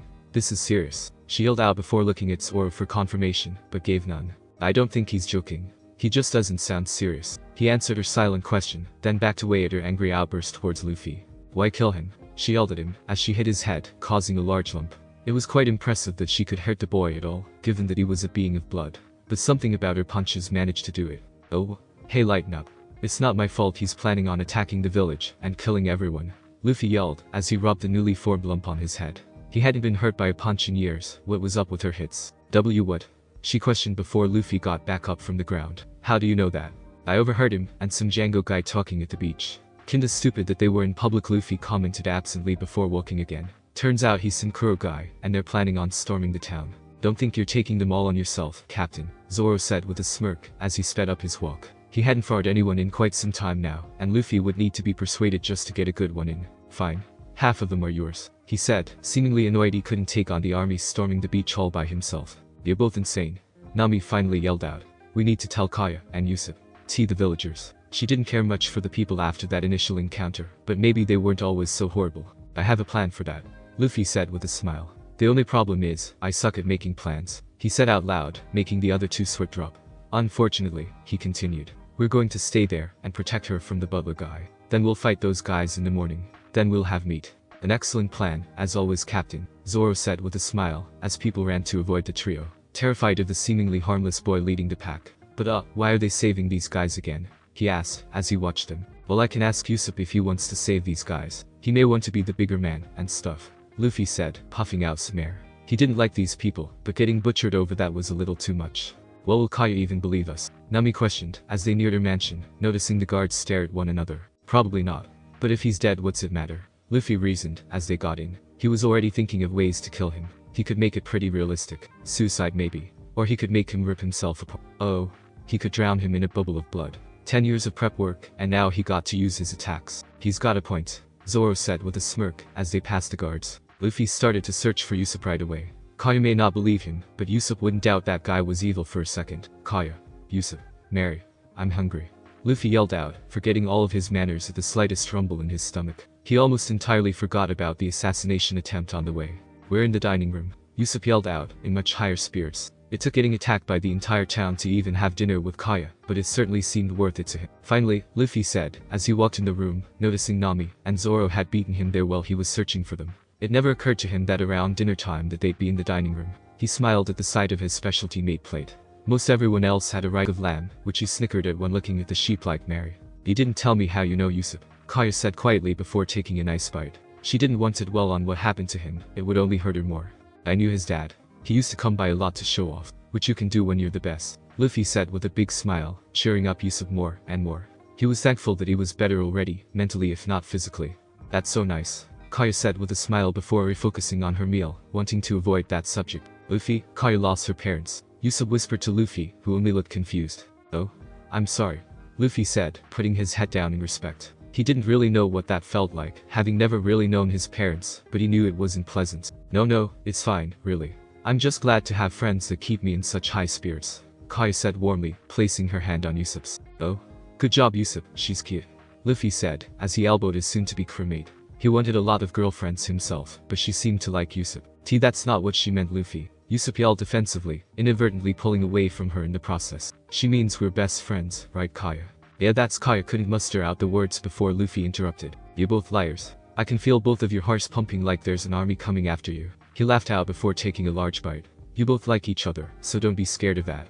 Excuse us. Usopp stumbled before grabbing Kaya lightly and leading her out of the room. Mary smiled warmly as he ate his salad, making Luffy laugh at his sheep-like nature. Thank you, Luffy. I thought they'd be stuck like that forever, he said calmly as he ate, making the other three look at each other. Are you just a walking lie detector or something? Nami asked nervously, worrying about any future attempts to steal from them if the time came. Kinda. Neat, huh? Luffy said with a smile. He already caught her once. I can do a lot of stuff like that. I can make you blush, keep you from getting cold. And Zoro. He yelled out, smiling devilishly. What, Luffy? He asked, as he set down his drink, staring at what his captain may ask. It only took a moment before he felt a certain rush of blood to a space it did not need to go at that moment. Damn it. Stop that. He yelled out, covering himself with a cloth. Luffy gripped his side, as he laughed. He didn't actually know if he could do that, but it was quite the time to test it out. Should I do it on Usopp? I think I can, Luffy said before Nami hit him upside the head. How does it even hurt me? Shut up, and stop that. She yelled out, cheeks flustered with embarrassment. Luffy was going to make guys pop boners at random from now on if she didn't stop him now. Luckily for him, even if that large knot hurt, it was gone quickly. I'm just having some fun. It's not like Kaya would mind Luffy laughing, causing everyone to facepalm. It's getting late, I'm going to bed, Nami said with a sigh, as she walked to Mary. Can you show us to the guest rooms? Of course. Everyone, please follow me, Mary said politely before leading the group to the single room. It only had 2 large beds, and there didn't seem to be another room for them. Sorry for the inconvenience, but we never expected to receive much company. Before Nami could even start her long, elaborate argument of how she needed her own bed for obvious reasons, the 2 men rushed to get into the bed. They laughed to each other before looking at Nami, who started to steam with anger. "Ugh, I blame you, Luffy. I may just share that Zoro Nami really didn't like that idea, and from Zoro's point of view he hated it, but Luffy came up with something that changed her mind. Go ahead Nami, just remember my little trick." He winked and stuck out his tongue, which made her blush slightly, and rubbed between her eyes. "I swear on all the money in this sea, if I wake up with anything poking me, I'll find a way to kill you," she said, as she climbed into bed, and kicked him out from under the covers. No way would they both be on the same plane of sleep. "Come on. What if I get a cold?" Luffy complained to Nami, who only sighed. "Shut up, you sleep in your regular clothes anyway," she replied to his complaints. "Well, I may sleep in the new. I will rip it off, and make sure it stays that way," she barked back, feeling him scurry to the other side of the bed. "Will you two either do it or go to sleep? I haven't had a normal bed in weeks." Zoro griped to the 2, who quickly shut their yaps, and let him sleep. Though Luffy could be heard snickering from Zoro's comment. Some time passed, and the sun set, leaving Mary to clean the chandelier, as everyone else presumably slept. "Why are those pirates saying? Doesn't Kaya know the trouble they'll bring?" Clahatter said bitterly, as he walked past the lamb man. "Well, you know Miss Kaya, she can't give up the chance to help people," Mary said happily, as he polished a bulb. "If she trusts them, I do, as well." "You should never trust a pirate," Clahatter said with a small smile, as he stared out the window. 3 years of acting like he cared about these 2 would finally pay off. He just had to kill 3 extra children. Though I have a feeling you'll learn that lesson. "Well, I'm not too worried. They seem like nice people. You should try to get to know them. They all seem very nice, most of the time." "I don't think I'll need to do that," Clahatter said with a dark smile, as he fitted his claws, hidden from Mary's view. "I know far too many people." Luffy awoke in a cold sweat from the bed. He could feel it, spilled blood. It was a combination of survival instinct and his power. He quietly got out of the bed and crept to the area where he felt it. He wasn't typically sneaky, but he didn't want to wake up Nami at risk of his own life. You can't hurt them. Everyone will know." Mary coughed up from the floor, claw marks dug into his chest. They didn't dig particularly deep, but it was enough to knock him down. "I'm sure you think that, but I've been planning this for years. No one can stop me," Kuro said with a smirk, as he pressed the claws to Mary's back. "No need to let him bleed out when finishing him off would be easy and quick." "You're a real cliché," Luffy said from the doorway, as he walked towards the butler. He made sure to focus on the blood circulating in his arm, and prepared to rip it up in case he tried to stab Mary. "I mean, look at what you did. Long drawn-out plan of infiltrating, and getting close to a rich girl. Devising a plan to steal her money, and settle down peacefully. Plus, you just have that villain look. Amusing evaluation, but pointless. I haven't been doing this for 3 years for you to unravel my plans." Kuro lifted his hand, despite some previously unknown resistance, and adjusted his glasses. "I'm going to get her money, and her peaceful life," Kuro said before rushing Luffy with incredible speed. To his surprise, he did not move. The claws buried into the boy's gut, and left his claws coated in blood. "Pathetic, you weren't even capable of dodging." Luffy snored before jerking his head up. He didn't even have to pretend to fall asleep mid-evisceration, he was still pretty tired. "Oh, look at that, I've been impaled," Luffy said with a smile, as he pulled Kuro's arm out of his stomach. "You know, you might want to try, and be more creative," Luffy said plainly, as his stomach reformed. "What the hell are you?" Kuro asked, as he watched his stomach reform. He had to assume it was the infamous devil fruits he had heard about, but never personally seen. One that made the boy immune to his attacks was a very terrifying thing. "What am I?" Luffy asked Kuro back, as he started to take control of his hand. The terrified face he made was slowly being burned into Luffy's mind, as he forced the blades towards his stomach. "Well, I'm a boy," he said, pulling his shorts out, and looking to make sure. "I'm a pirate captain. I'm going to be the pirate king." Luffy decided to stop playing with the poor fool, as he speared through his stomach with his own blades, tearing past vital organs that Luffy just regrew himself. "But I like the term monster or devil." He slowly brought his arm up, slicing through more organs with his razor-sharp claw knives. His strength wasn't enough to stop the slow disembowelment by his own hand. "What do you think? Do I look like a devil?" Luffy asked with a smile, as he licked his lips. The blood spilling down his body seemed so enticing. Kuro couldn't respond. Blood was slowly starting to fill his lungs. Every breath effectively felt like drowning. Drowning in his own blood after spending 3 long years to get where he was. It was a terrible end, especially by a damn child. "Devil," he mouthed, as he watched blood pour from the boy's eyes. The word fit squarely well, especially for the last thing he saw before he died. Luffy stared hungrily at the gaping wound in Kuro's stomach, but gave it up when he heard Mary's cough. He really hated not being able to taste the blood of his enemies, but it would have to wait. Mary would most likely be scarred far worse from that sight than the blade marks on his chest. "Mary. Help. Doctor," Luffy cried out, as he picked Mary up. It took a little longer than he would like to have admitted to realize he could stop the bleeding himself. He focused hard and bridged the gaps in the cuts himself, keeping the blood moving inside of his body.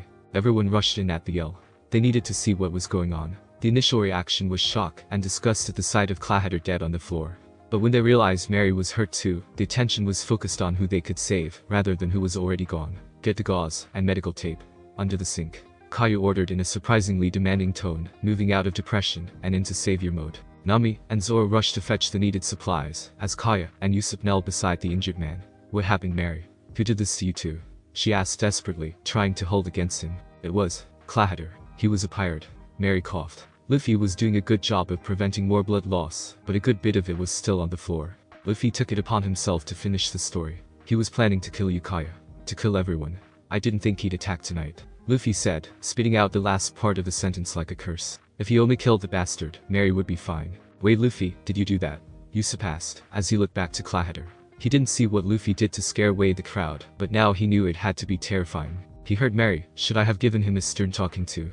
Luffy said with a forced smile. He didn't feel bad about what he did, but it obviously upset Usopp. Kaya seemed surprisingly okay with the grisly act when she heard that Clahader had hurt Mary. We aren't done yet. They still plan to invade. Luffy added like a footnote. Then we need to warn everyone. We need 2 shots started before Luffy cut him off. Nami pressed the gauze against the wound, and Zoro wrapped it with tape to hold it in place. I'm not a fan of those guys. But if you want to save them, don't say a word. Zoro, are you still up for fighting them? Luffy asked, as he finished taping them up. Are you kidding? An army between us. They don't stand a chance. Zoro said with a smile, as he stood, leaving the other 3 to tend to Mary. Great. But they won't be here till sunrise. What do we do till then? Zoro scratched his head, and looked at Luffy. I don't really know. You never think of the time between battles. Will you two shut up, and help us? Nami asked angrily, as they tried to lift Mary. Zoro helped them while Luffy picked up Kuro's corpse. He had a very interesting plan involving it. Mary was watched over intently by the crew. He proved to be a surprisingly sturdy individual, up and walking by morning. Luffy was especially excited by this because that meant he got to eat breakfast. After finishing his meal, the 2 monsters headed off to the place they suspected the attack to happen. It made sense that Kuro's men may land at the spot closest to the meeting, and where they had docked originally. Man, Luffy, why the hell do you have a corpse up here? Zoro asked, as he glanced at the body. Luffy didn't answer any question regarding yet, but they could see the ships on the horizon, and he didn't want to wait any longer. Oh him? Imagine how scared they'll be when they see I killed their captain. Or maybe they'll get angry. Either way, it'll make it a fun fight. Luffy said with a smile. Zoro smirked at Luffy's enthusiasm. It was nice to have someone who appreciated a good fight as well. If he could actually be hurt, they could probably have a great duel, or at least a good fight. He couldn't expect Luffy to be skilled with a sword, but he could do some hand-to-hand fighting for his sake. Though Luffy reveled more in the aftermath than he did. So what's the plan? I don't like the idea of you bursting a bubble in their brain or something while I'm trying to fight. Ugh, fine.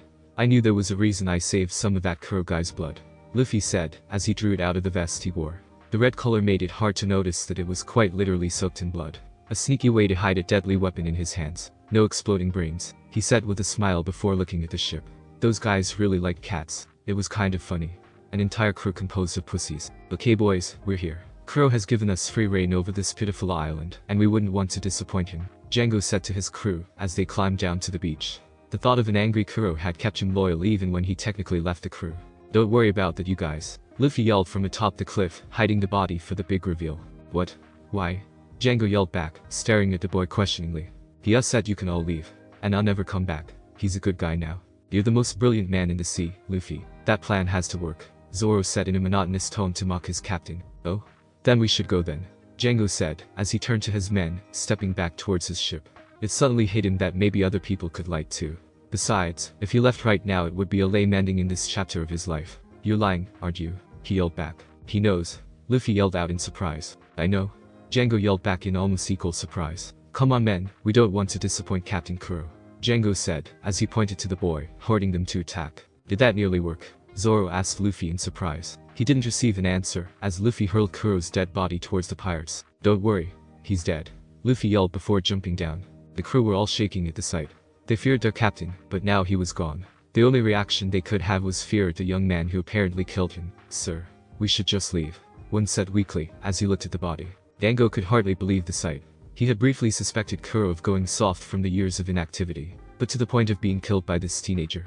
Impossible. He turned to his men, and put on a brave enough face to fool them. An army of hypnotized warriors may bring down whoever really killed Kuro. 1, 2, Django. What the hell is he yelling? Zoro asked after landing next to his captain. He saw the weird sphinx-looking guy trying to give his men a morale boost, but it would take a whole lot to bring them out of seeing their captain die. I don't know, hey. What are you guys doing? Luffy yelled at the crew before they released a unified roar of aggression. Men, they killed your captain. You will avenge him. Django yelled, riling his hypnotized men more and more. He had to act fast and be the forceful push they needed. They charged at the two men in a blind rage, though they instilled no fear. Luffy formed a sword from the soaked in blood. Jaiken, he yelled as he took a stance. He was nowhere near Zoro's skill level, but cutting and stabbing were easy enough. He wasn't affected by any attacks, and he could make his sword pass through blades, so he had a large advantage. Zoro smirked at the sight of his captain brandishing a blade. It would really make things interesting for training. Three-sword style, he yelled through gritted teeth. There were quite a lot of men brandishing swords, so it felt appropriate. The two held their ground and awaited the sloppy attack. The men may have been stronger, but they lost some skill from their hypnotized gaze. Zoro easily defended himself from the attacks with his three swords, barely a nick on his body. Luffy was in worse shape in that area. Over time those nicks and cuts would have added up to be deleterious to his fighting, but they were quickly healed before the next landed. There are no good Nyanban brothers. Django yelled to the boat, unleashing his secret weapons. Attack. No time to act, he ordered, sending the two to fight the enemy without the routine. There was no time to lull them into a false sense of security. Zoro, you okay? Luffy yelled out as he saw the pirates start to swarm his comrade. He was put on defense and unable to take out any more that poured in. Just fine. He grunted through his teeth as he started to push against them more. The fat one of the two brothers pushed through the pack and started his ruthless attack and forced him on defense once more. Whatever you say. Luffy laughed as he blocked the claws of the green-haired brother. Just because he was invincible to these attacks didn't mean he was just going to get hit. Shanks warned him about always relying on his Loja defense in battle. These guys are annoying though, Luffy said as he let the sword pass through the claws and cut open the catman's chest. The urge to take them out with all of their own blood was getting powerful. I'll say, Zoro panted as glanced at his captain. That power of his was leaving him unscathed through waves of enemies. He didn't think they had this many men, but most of them had attacked Zoro at the sight of the three swords and more menacing appearance. Hey, I'm getting bored now. Can I just take them all out now? Luffy asked Zoro casually as he approached, bringing the blood of his fallen enemies with him at his heels. Fine. Leave the fat one, Zoro said angrily as he stared at the fat bastard who wouldn't let up. Thanks. Luffy held out the sword and started sucking up the blood. Bloody Valentine, he yelled before slamming it into the beach. The blood shot out towards the pirates in thin waves before exploding upwards in spikes, penetrating most of them entirely. They fell down on the spikes before Luffy let the spikes turn back to plain blood. The attack left very few survivors, one of which was the fat cat who was now left in a one-on-one fight with an infamous swordsman. Oh wow. That was so cool. Zoro, did you see that? He asked his friend before shutting his mouth. He didn't look like he was in a good mood. Luffy. That Django guy is gone, Zoro said through his sword angrily. He didn't need to say anything else before Luffy ran off towards the village in search of the crazy cat guy. Good. Now I can fight you, Zoro panted before rushing the terrified man. He didn't even need a special attack to take him out on his own. One unified slash at his stupidly exposed stomach, and he joined his brother in a blood that connected them. A fitting end for two weirdos. Damn it. Damn it. Django muttered as he stumbled out of the woods. He didn't expect so much as a single opponent, let alone two superhuman fighters to take them all on was a terrible surprise. He broke through the tree line and spotted salvation. Mob justice would be better than another moment dealing with those two. Luffy ran towards the feeling of blood. It was a single person who was stumbling towards everyone, which meant it was most likely that weird guy. He broke through the tree line himself and stopped Django in his tracks. Kai Kai puppet, Luffy yelled as he brought his arm down. Some people had gathered around to see the magic trick offered by the stranger, but were now backing away in fear. Kill him. Kill that boy. Django yelled out to the crowd, hoping they were particularly weak-minded, and his hypnotism worked already. Unfortunately, he wasn't going to get any help. That's not a nice, weird guy, Luffy said as approached. He got right behind him and brought up a blood-made dagger. He could finally taste some blood, even if it was from a crazy person. With a quick cut to the shoulder he licked his lips. All that fighting made me hungry, Luffy said quite loud, scaring the crowd and Django. Before he enjoyed his catch, however, a voice dug into his head. Luffy? What are you doing? Nami yelled out with a mixture of anger and disgust. She could hardly believe her eyes at the sight of her savior about to go all vampire on some weird-looking magician. Nothing, Luffy said, putting his eyes down before scratching his head. That was a bad start if he wanted to get her to be one of his girlfriends. I stopped him, and I put some fear into those guys, Luffy said, pointing at the villagers who, very true to his word, were frozen in fear. That doesn't explain why you were looking at him like a steak, Nami yelled angrily before sighing. Look, just kill him or make him pass out or whatever you do. She had gotten too accustomed to his aggressive nature. She didn't see the value in killing many people, but Luffy had only killed pirates, so that made it better. She would need to get away from them fast if she wanted to keep that bit of innocence. Fine. Luffy groaned before rushing the blood to his head. This guy didn't actually attack anyone, so ripping him apart was unnecessary. So, where's Kaya and Yusuf? Is Mary okay? He asked, ignoring the pirate he just incapacitated. They're all back at her mansion. They're fine. Come on, let's go. I'd like more pleasant company, Nami said, as she stared at the villagers. Woo? Victory lunch. Luffy yelled, as he ran past her, and towards the mansion. That idiot he better not let me down. Nami muttered, as she slowly walked after him, picturing him above a certain defeated fisherman. Luffy munched down on his meal with gusto. He didn't take control of a lot of people at once, but he needed no excuse for hunger. They were all still surprised at his willingness to eat raw meat. His apparent immunity to blood-borne diseases was a perk of being made of blood. He was about to dig into another raw steak when Kaya stood to make some type of toaster announcement. Luffy, Nami, Zoro, Yusuf. Kaya paused her toast to look at him. He was in much higher spirits now that she was safe. It was still hard to believe those three dropped in and rescued them from such a nefarious plot. Thank you, especially you, Luffy. You not only saved Yusuf, you saved everyone. If there's anything I can do for you, please, say the word, she said with a smile, as she looked at the boy. Well, we could use a ship. A big ship. With a big master bedroom. Luffy yelled triumphantly, picturing a giant ship with his master suite, capable of holding him, and however many women he could get to join him. Zoro's sweat dropped at the sound of the request. He knew Luffy's intent at a harem. Then consider it done. Mary, do you think you could help with that? Kaya asked her forever faithful companion. He had proved to be the most loyal friend short of Yusuf. Absolutely, Miss Kaya.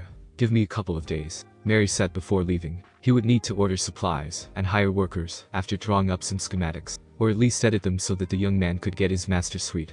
Oh?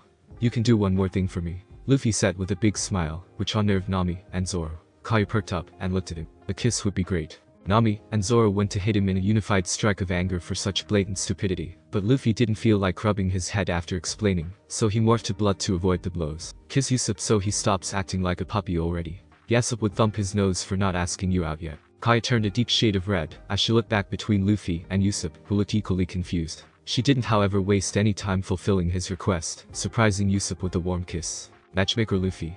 Luffy said with a big smile, as they kissed, leaning back in his chair and gnawing on a raw steak. Kaya wouldn't have made a good addition to his girlfriends. Yusuf would always be jealous, which means he'd have to hit Yusuf a lot. This way, Yusuf had a girl, and Luffy got to have the rest of them. Nami was still his, or at least would be. Zoro seems more than happy to keep his sword to himself, but he may throw a swordswoman his way. A woman with sharp things in the bedroom was always something he was told to avoid anyway. Nami looked at Luffy with a little pride. He could spot that those two liked each other, and decided to put them together rather than tear them apart. It was better than expected with someone aspiring to be the pirate king, though he was still trying to sleep with her naked in bed. That could be a reward for another time. That thought had crept in her head since last night. Her heart would always pump a little faster when he was near. Though that may be his doing with more intent than she would like to believe. You sure do make good requests, Luffy, Kaya said with a smile, as she turned back towards her friends. Yusuf was left frozen in place staring at her. It was quite a sight to see him seemingly frozen in time. Glad you agree.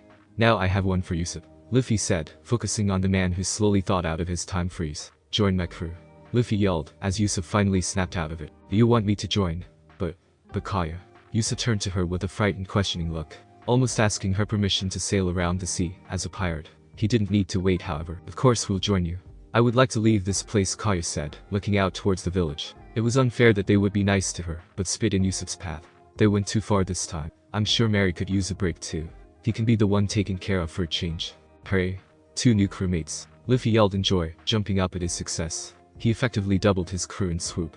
But there was still something eating at him. So what can you two do? He asked, making his other 2 crewmates sigh. He was going to recruit the entire race blue without ever finding out what they were good at. I've been studying medicine. I can help you all stay in good health, Kaya answered with a smile. The girl so ill studying medicine was quite ironic, but now that she was better it did make her a necessity aboard any ship. Only the insane would travel without a doctor. Oh, I can also cook some things. Mary and I would cook together when I was younger. Dr. Chef. So cool. Luffy yelled out, staring at Kaya in awe. That was quite a combined skill set, even if it was more towards jack of all trades, rather than master of one.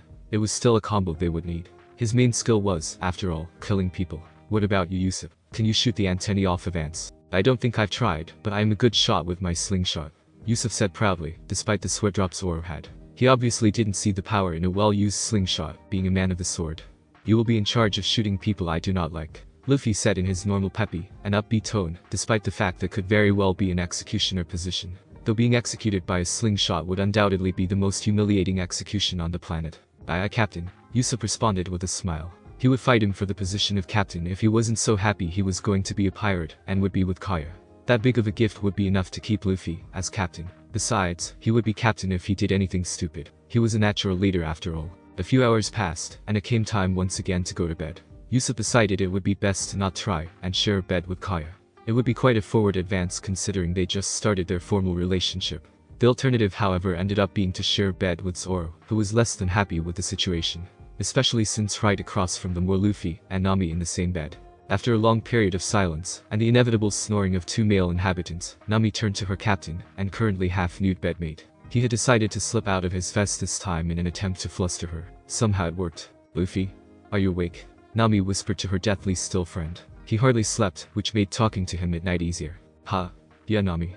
What's wrong? Want something to eat?" Luffy questioned as he opened his eyes. That was typically why he got up or stayed up. The shake of the head proved that she had different things in mind. "Luffy, how strong are you?" Nami questioned shakily. She could hardly believe she was going to ask this. To ask anyone this. But Luffy wasn't anyone. He was an invincible monster who couldn't be hurt, save a punch when he acted like an idiot, but that may be to humor her. "Ha. Well, I can hit stuff pretty hard." "Why?" Luffy asked, wanting to know the reason behind this question. He was only given another. "What would you do for us? For your crew?" Your friend Nami was hesitant to use the term friends. She was planning to steal from him from the start, but he certainly considered her something more. "If you were hungry, I'd share my meat." Luffy responded, as if it were some philosophical wisdom. However it was. That was quite a leap for the ever-hungry man. If he would do that, not much else would be out of reach. "Then, I want you to help me, like you helped Kaya and Usopp," Nami said, looking away from him as she started to move her sleeve. Luffy stared in awe at Nami, as she unknowingly sent his brain into overdrive with thoughts. Her next action stopped it. There was a tattoo on her shoulder, one he surprisingly recognized. Arlong was a well-known pirate in the sea. He was able to find out about him before he left. His reputation was less than admirable. No marine who frequented the East Blue could or would touch him. Another reason Luffy hated the Marines. They only did their job when it was easy. "Could you kill Arlong? If you two fought, could you promise me you'd win?" Nami was softly crying as she asked him. It hurt to bare her soul to him, to finally let the dam break and let her feelings flow. She wanted Arlong dead more than she wanted the sun to rise in the morning. If Luffy could do it, he would be a godlike entity in her eyes. "Lisu fish. Come on, Nami, you know I'd kick his ass," Luffy said with another big smile. This obviously meant a lot to Nami, which meant he would take care of it. "I'll rip him to shreds for you." Nami started to weep and pulled Luffy in close, burying her face in his chest to muffle the sound. Luffy instinctively hugged her to comfort her. It still felt weird to hug a girl, especially a crying girl, the crying friend. But she eased up on the crying from it, so it must be working. Nami wiped her eyes and looked up at the boy. He showed no fear or doubt. He was fully willing to fight the most powerful pirate in the sea because she wanted him to. With a quick pull on his shoulder, she scooted up in the bed and planted a kiss on his lips. Despite Luffy's dream of being the pirate king and having all the treasures, power, and freedom the world could offer, and his idea of having a large harem of the most beautiful women on the seas, he had no experience with girls outside of a few awkward talks with dating, Makino, and Shanks. Kissing was a thing, and was a good start for a girlfriend. He also knew about the bird, the bees, and the bears. What he didn't know was how you got from point A to point B. He pushed his lips back and mimicked her movements as best as he could manage.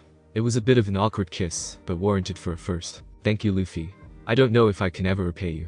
Nearly 100 million Beely in savings, and she couldn't think of a single way to pay back the favor. All the treasure and all the blues could be at his feet, and she'd find more. Though from how some pirates were, she'd be on top of that pile in some gold bikini or something.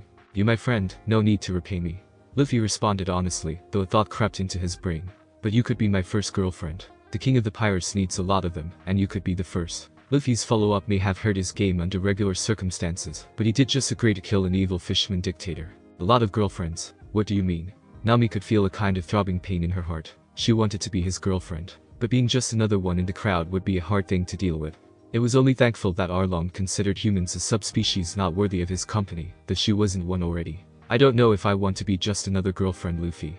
"What do you mean? You'd be my first girlfriend. That's pretty memorable. Besides, why wouldn't I want a big harem? Especially filled with women as pretty as you." Luffy's simplistic view on the ordeal provided Nami with some comfort. He would probably just gawk and show off most of the women he got, at least later on. But being forgotten would definitely not happen if she agreed. That, however, did leave one question. Would it be better to share him or not have him at all? The question was answered with one reassuring smile before she made it form a pair of puckered lips. "I'd love to be your first, Luffy," Nami said, smiling at her own clever little line. Luffy wanted to yell in celebration, but that would be rude. That, and he would probably deafen his first girlfriend. He instead opted to give her another big kiss and pull her in for a hug. He was however able to elicit a small scream of surprise from her. "What the hell are you doing?" Nami whispered, as Luffy tossed his shorts off of the bed and sprawled out on his side of the bed. She couldn't believe that moments after she agreed to be his girlfriend, he expected them to just have. "Well, it's rude to sleep in bed naked with a crewmate. It's fine to do it with a girlfriend, right?" Luffy asked, looking at her, as if he had done nothing wrong. It was arguably true considering his intent was only to sleep in the buff, but that may just be because getting his way was a recurring theme since she had joined the crew. "Fine, but don't jab me with your thing while I sleep." Nami could hardly believe that was a sentence she needed to say to her captain, yet there it went. Out of her mouth and into the world forever. It would be sad if it weren't such a happy occasion. "No promises. I do have a bit more blood than most people, so it's gotta go somewhere," Luffy teased, as he pulled the covers up a bit, smiling at a blush on her face so bright he could almost see it in the dark. The next few days were, for the most part, uneventful. Luffy got to enjoy one of his favorite pastimes, messing with villagers. He spent hours in a nearby tree, messing with their blood for the sheer fun of it. It did however give him more practice with his power. Surely not every Loja fought with elements like he did. Ace surely didn't. But he didn't know anyone with actual fire pumping through their veins, so that may make the difference. He did know he wouldn't trade his power in for any other. Being able to make a man lock up in the legs and fall over was just too funny. Being functionally invincible and being able to play jokes on people. Best power ever. The ship was complete. It was Mary's magnum opus, his pride and joy. It had a lamb on it for crying out loud. The ship was of slightly larger proportions than initially intended. It had to be fitted with a large master, or rather captain, suite for Luffy and his cute girlfriends to sleep in. For Kaya and Yusuf's sake there was still a women's dorm and a men's dorm, so she wouldn't have to bunk in the pirate king-size bed with Luffy. Though it was only a couple of beds, there was heavy doubt too many women would join without Luffy trying to get them. Men's dorms were standard for all intents and purposes. A few hammocks for however many crewmates he would like. "So cool," Luffy yelled as he launched himself up and onto the ship. He started looking around every nook and cranny before Mary could even start to discuss the features. Luffy would likely find them all before he could finish talking. In fact, just as he started discussing the steering, Luffy bounded back out and snatched Nami off her feet. "Come look at our room. It's huge," he said before rocketing back on the ship with legs spewing blood. It almost made Mary faint from the sight of a boy using his own blood as a rocket booster, but he did see a man tear his own insides out, so it was tame in comparison. Zoro was confused by one thing however. They would share a bed. Those two were hanging out with Kaya and Usopp a lot, sure, but that meant they were a couple. Kaya seemed disappointed in his ignorance when he asked them about it, but it couldn't be helped. The poor swordsman didn't have a woman yet. They explained the situation as best as they could, but left the details out. "I'm glad you two have decided to go together. To be safe, Miss Kaya," Mary said to his longtime friend, fighting the tears in his eyes. He didn't expect to see her leave, but he wouldn't stop her. She was finally happy again. "And you, young Usopp." Mary refocused his attention on the young man by her side. He was prepared to give a long and threatening speech about how he needed to protect her, but he knew it was unnecessary. He told those stories to her to cheer her up and seemed like a brave man. He could merely prove it now. "Treat her well." "Of course, Mary. Take care," Usopp said with a smile. He wanted to say more, but it wouldn't help. Long speeches were for his crew now. Besides, he didn't want to cry in front of Kaya anymore. Not over something as silly as leaving his home and friends behind. Holding his tears back was getting a lot more difficult. Kaya on the other hand didn't hold back. She cried and hugged him, barely able to speak. She was leaving an entire life behind to start a new one. In doing so, she was leaving behind one of her best friends. "I'll miss you, Mary. Live a good life, okay? You let me live one." Mary let the tears flow as he hugged his surrogate daughter. He didn't want any harm to come to her. He wanted to protect her from the cold world. She had already lost her parents. Now she was journeying out with pirates. But she was journeying with friends. "You too, Miss Kaya. Always be happy that you have such great friends." It was another few minutes of tears and hugging before Zoro started to drag Usopp up on the ship. His screams of distress got Kaya's attention, and she hastily hurried to the ship to get the brute to lighten up on her storybook boyfriend. "Bye, Mary. Thank you for everything," Luffy yelled from the ship back to the former butler, now multimillionaire. He did have a confusing look as three children ran up beside the lamb man brandishing wooden swords and yelling about kidnapping their captain. "Hey Usopp, you know those kids?" Luffy asked Usopp, who was crying as he gritted his teeth. "Usopp pirates, you are disbanded. Fight for what you love. Defend your homes," Usopp yelled, ordering his former men to protect their families. He hadn't seen them in days, likely because of their families, but it certainly wasn't their fault. The three were left crying as they waved goodbye to their captain. "Wow, heavy departure," Luffy said plainly as he looked towards the island. He was no stranger to sad goodbye. Ace's departure brought tears. Sabo's brought outright heartbreak. But it's not like anyone died, besides people who deserved to anyway, so there were more important things. "Kaya, I'm hungry," Luffy yelled, completely disregarding the sad mood when his stomach growled. "Do you even need to tell us, Luffy? You can eat steak raw." Nami said, emphasizing the canned portion of the sentence to make sure he would grasp that he shouldn't do it too often. But if he was going to bother them constantly for food, it would help sometimes. So? I don't want to do it all the time. Variety slices up rice, Nami. Luffy said, stumbling through a quote he heard once, a long time ago. I don't think that's the same Luffy, but I'll cook you something, Kaya said before heading to the kitchen. It would keep her mind occupied and off of the departure. Dr. Chef saves the day. Luffy yelled out, rushing to the kitchen behind her. He wanted food, and he wanted it fast. Aimlessly sailing around the sea was, for lack of better terminology, boring. Luffy was anxious to arrive at their next destination. From his understanding, they would go kick some fish guy's ass off of his body. Actually, maybe not. Did fishermen have butts? Did they poop? Luffy took a mental note to make sure whether or not fishermen pooped before kicking their ass off of their body. If they didn't poop, he'd need to kick some other part off. To pass some time, Luffy and Usopp decided to test out the cannons on board. They doubted they'd ever actually use them. Luffy was more the up-close and rip your insides out kind of fighter than real nautical combat, so his skill with a ranged weapon was very poor. One thing stopped Usopp from firing his next shot, however. While he was an expert sniper, Luffy still had the ability to feel where people were, and two were on the rock they were about to use for target practice. Hey, why are you guys on a rock?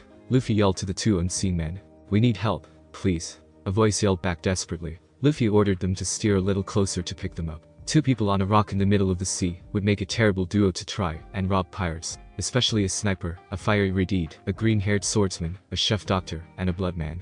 Luffy helped them up as best as he could without terrifying the two. With the quick hull they were up on the ship, a little worse for wear. One far worse than the other. He couldn't stand on his own, and his teeth were falling out. A quick cough of blood, and Luffy could tell he needed food. He didn't know the exact way he could examine the blood, it just felt like it was missing something most blood had. Kaya, we need help. He's dying. What? She yelled in shock as she rushed to the man. She hadn't been out to sea a day, and someone was already dying. With a quick examination she determined what was wrong with him. It was one of the easiest things to fix on the seas. Scurvy. She ordered them to fetch some limes and lemons. One to cure it, the other to scare the lesson into him that he needed more vitamin C. With a squeeze of a few limes, and one particularly sour lemon, he was up and dancing, albeit with a concave mouth. The sudden recovery shocked the doctor's chef, the slightly experienced navigator, and the blood captain who had just examined the vitamin-depleted blood moments ago. So who are you guys anyway? Why were you on a rock? Luffy asked, as they stopped dancing. Or rather, stopped their dancing by asking them. I'm Johnny. And I'm Yusaku. The two said, as if they were preparing to reveal a team name. We crashed on that rock not too long ago. Thank you for saving my bro. Johnny said, rushing to bow to Luffy, over and over. Nice to meet you guys. I'm Luffy, that's Kaya, Nami, Usopp, and hey, where's it? Before Luffy could ask, the two wayward strangers rushed them. Thank you big sis Kaya. Thank you big bro Luffy. The two yelled out, each hugging one of the aforementioned people then switching out. The yawn of the swordsman however brought them away from the two, to their relief. Big bro Zoro, you're here too. They yelled in unison before rushing towards him. Johnny, Yusaku, what are you two doing out here? Zoro asked, rubbing his eyes and trying to focus. He had missed the scurvy fiasco entirely, and was now questioning why the sudden appearance of two old friends. Well, we were trying to go to this restaurant ship, the Bereti, for some food, but apparently some pirates were about to attack and, well, no pirate has ever been too friendly with bounty hunter. But what are you doing here big bro? I'm a pirate, Zoro said with a smile, making them shake just a bit from what they just said. That meant they were on a pirate ship. Something they said caught Luffy's attention. Food. Yes of course, but more. Pirates, an attack. A fight. Do you know where this Bereti is? I like food. Luffy said, burying the more sinister reason. The good old-fashioned bloodbath. In the sea. Where he couldn't actually get in. Well, he couldn't take a bath anyway. The good old-fashioned blood shower. We can probably figure our way back, but we don't know why you would. It was a pretty big fish after the ship, Don Krieg.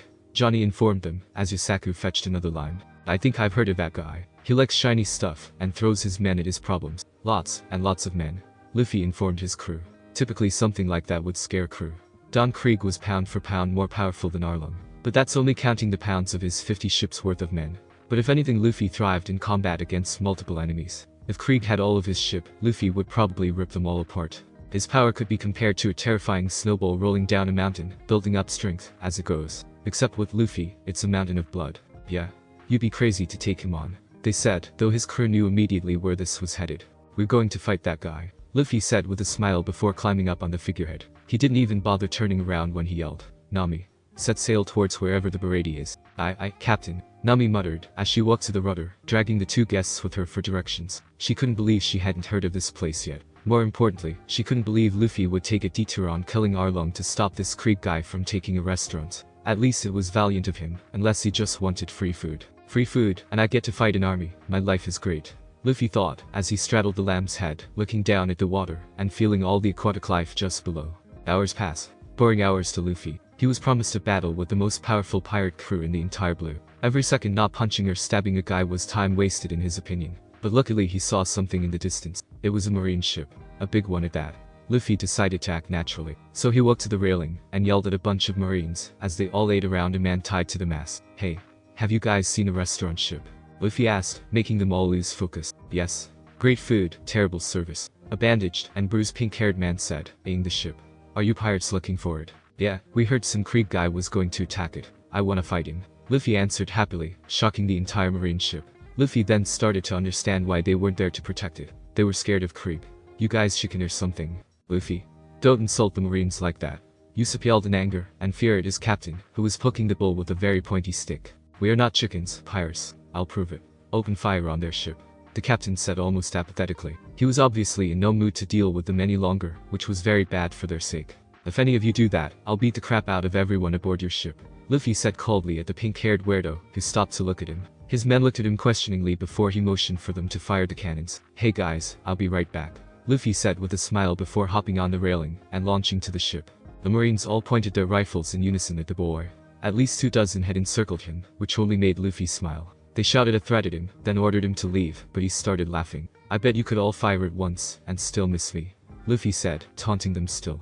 He knew precisely what would happen when they fired, and it would be hilarious. They took the bait like it was a live duck. They fired in relative unison, only 3 saved from being shot by a comrade, even though they ended up shooting them. Luffy laughed. Some of those shots really did miss, but most passed clean through him, and into the person opposite of him. Wow, marines are dumb. This will be too easy, Luffy said, as he absorbed the blood of those shots. His luck that 2 of them were matching blood types, so that could be a reserve. Kai shards. Luffy yelled, as he launched some blood-made daggers at charging marines. His body had slowed the bullets down to flesh wounds, and the shards weren't too deep, though one may have gotten a guy in the thigh, and scared him to unconsciousness. All of these guys were just morons following what could be Kobe's long-lost dad. Luffy squatted ever so slightly to secure his position, as a lot of swordsmen charged him. His fists were sure to beat their swords. Fullbody himself joined the fray, as the main infantry were brought down by nothing but a fast series of punches. Gatling seemed an appropriate term for that flurry. Fullbody thought he would obviously have an advantage in a bout of fisticuffs. Luffy opted to humor him, and not launch a storm of fists. Simple boxing, with a guy with iron knuckles. He ducked down under the swing, and jabbed him right in the gut. He felt blood seeping inside. Whoever kicked his ass before did it well. Some internal bleeding he could focus his hits on. Fullbody felt the errors of his ways, as the body blows kept rolling in. He could take down most people with one punch, but if he could never land it, that meant nothing. One last strong right, and he was on the ground, gripping his stomach, and coughing up blood. Luffy's fist had finally done the trick, and his small intestine had finally burst. Luffy stood over him, and roared out triumphantly, scaring the rest of the marines on the ship. Unfortunately for them, he didn't want to be made a liar. There was nowhere to run from the monster. His fists rocketed towards every marine he could find, and connected with their face or something much more fragile, but at least there was no bone in that part of the body to break. Luffy was confident no marine on the ship would attack them again, but there was a captive left to deal with. Oi, who are you? Luffy asked the weak, almost dead man. Jin, please, do you have food? And some water? Jin pleaded with the monster. He was getting ready to embrace death, but this was a slim chance of survival. Sure. Dr. Chef Kaya. We have a patient who needs food, stat. Luffy yelled back at his ship before cutting his bindings with a clotted blood finger. Luffy assisted him back to his ship, and brought him immediately to the kitchen for treatment. Thank you all so much. This food is delicious, Jin said, as he hungrily shoveled food in his mouth. Kaya instinctively went to cook him some more. She could keep them fed, but the finer things escaped her skill level. I can't thank you enough. You're hungry, right? That stuff sucks. I can't stand being hungry, Luffy said, shocking everyone by offering him his plate as well. The overwhelming amount of kindness caused their guests to weep into his meal. No one's ever been this nice to me. Thank you. Jin choked out, as he hid his face, not wanting his saviors to see him cry. He was a demon with ice in his veins, though after watching that boy, he may need to rethink his title. Oh, don't worry about it, no point in leaving you there after all, Luffy said with a smile, digging into his plate of food with just as much gusto as a starving man. You want to join our crew? Something tells me you're a pretty tough dude for them to have captured and tortured you like that. I'm sorry, but I'm already in a crew, Jin replied, solemnly. He would have undoubtedly joined the boy if it weren't for his prior commitment to the greatest pirate he'd ever known. His crew? Luffy asked, cocking his head, as he usually did. I am a commander of the Krieg pirates, right hand of Don Krieg, the man who will become the pirate king. Luffy's eye twitched at the declaration from the man he saved. His crew looked at him with a certain level of fear, like he'd rip the guy apart just for saying it. But Luffy surprised them all when he started to laugh. You must really like this guy. Sorry, I'll have to kick his ass, but I'm going to be the king of the pirates, Luffy said confidently, as he plopped in a seat across from him, and snatched up a raw steak he had waiting for him. If Kaya was going to be busy cooking Jin food, Luffy didn't have time to wait. Jin stared daggers at Luffy. He didn't like the threat to his captain, but he was on another pirate's ship, so it could be forgiven. Well, you sure hold yourself high to beat the most powerful person in East Blue. I welcome the challenge, but we will beat you. Jin smiled a bit before Luffy started to eat his raw steak. He had done some pretty ruthless things, so if this kid was trying to scare him, it wasn't working. But wringing out the blood in a glass and drinking it was pushing the envelope for even his taste. Vampires shouldn't be out at day. Or at night either. The moon reflects sunlight. Yeah, you can try. But I doubt he'll be too much of a threat if he's resorted to attacking little restaurants. Luffy laughed softly at his jab at Jin's captain. Well, he's trying to rebuild his fleet then. He lost half of his fleet when he sent a scouting party into the Grand Line. But even with 25 ships he's still the strongest pirate in the sea. Jin defended his captain with gusto, however it backfired. He lost 25 ships. Most of the crew yelled in unison at just how dangerous the Grand Line was. If it was a scouting party they probably weren't in there for a week. Luffy didn't see this as a testament to the dangers of the Grand Line. So you're all that weak. Now I know I could beat you. Luffy laughed at the fate of half of the Kree pirates, completely annihilated so quickly. They were either weak or dumb. Or most likely both. Don Krieg himself would have made it easily. He just wants to get more men before we go and conquer the line, Jin said, trying to convince himself more than them. All of his efforts were to keep his men alive. He didn't even know if anyone was left from the trip. So many died from some angel of death in a floating coffin. Whatever you say. We're going to go kick his ass anyway. I guess you'll be fighting me then, Luffy said with a smile, sticking out his hand. Normally he wouldn't be this respectable. But Jin was a loyal crew member to that Krieg guy, even in the face of nothing but enemies. It took Kintama. I suppose we will never catch your name. Any of you, Jin said, looking around at the people who had saved him. Even with the assurance that they would be enemies, they all smiled. I'm Nami, the world's best navigator. I'm Urano's Oro, and I'm going to be the world's greatest swordsman. I'm Usopp, brave warrior of the sea. I'm Kaya, adventurer. And I'm Monkey D. Luffy, future king of the pirates. They all introduced themselves to their enemy with big smiles. The trio of weaklings were taken aback by it, but Jin seemed to befriend Luffy right away. That was all they needed. I'm Jin, the man demon. I hope you consider fighting Don Krieg. Just leave him alone. Jin didn't ask any of them to change their minds. It would do no good. But if he could just convince them to ignore Krieg, they may yet live. You worry about that when we get there, Luffy said with a laugh before hearing the word bro being yelled at them. They all walked outside of the kitchen to see what the hell they were yelling about. Sure enough, it was worth the term bro. 25 large ships headed by a massive galleon. Everyone, but Jin and Luffy stared in awe at the fleet. Jin and Luffy's attention were on the meager-looking fish restaurants surrounded by purple clouds. Jin immediately knew what it was and stared in horror. He used MH5. That place couldn't have a force near what we have. Jin commented mostly to himself at the sign of chemical warfare. Krieg would typically only bring that out on the toughest or largest of armadas. This was overkill. Even compared to villages they attacked and flooded with gas, those people stood to fight them on land. I'm going to enjoy this, Luffy coldly, as he stared towards the flagship. They were slowly drifting closer, and he could feel their blood. It was overwhelming to have a couple thousand people around at once, but it was certainly interesting. Hey Jin, you can swim right? Luffy asked, as he hopped on the railing. Yeah. Wait, why? He asked with a yell, as Luffy grabbed his arm. I may need to drop you off, Luffy said with a smile before launching out towards the armada. Jin was left grabbing what remained of his leg for support.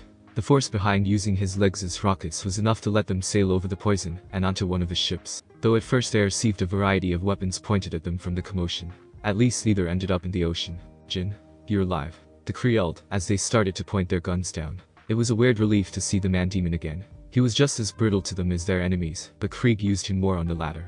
Don Krieg, sir. Jin is back, one of the men yelled as he ran to starboard. Luffy pouted when he realized he wasn't on the flagship, but at least he was only one away. Then tell him to get over here. I need that scouting report. Krieg yelled back angrily, showing little compassion at the return of his most valuable pirate. Luffy frowned at the sound of his order. It was shameful to not even be thankful he was alive. Right away, sir.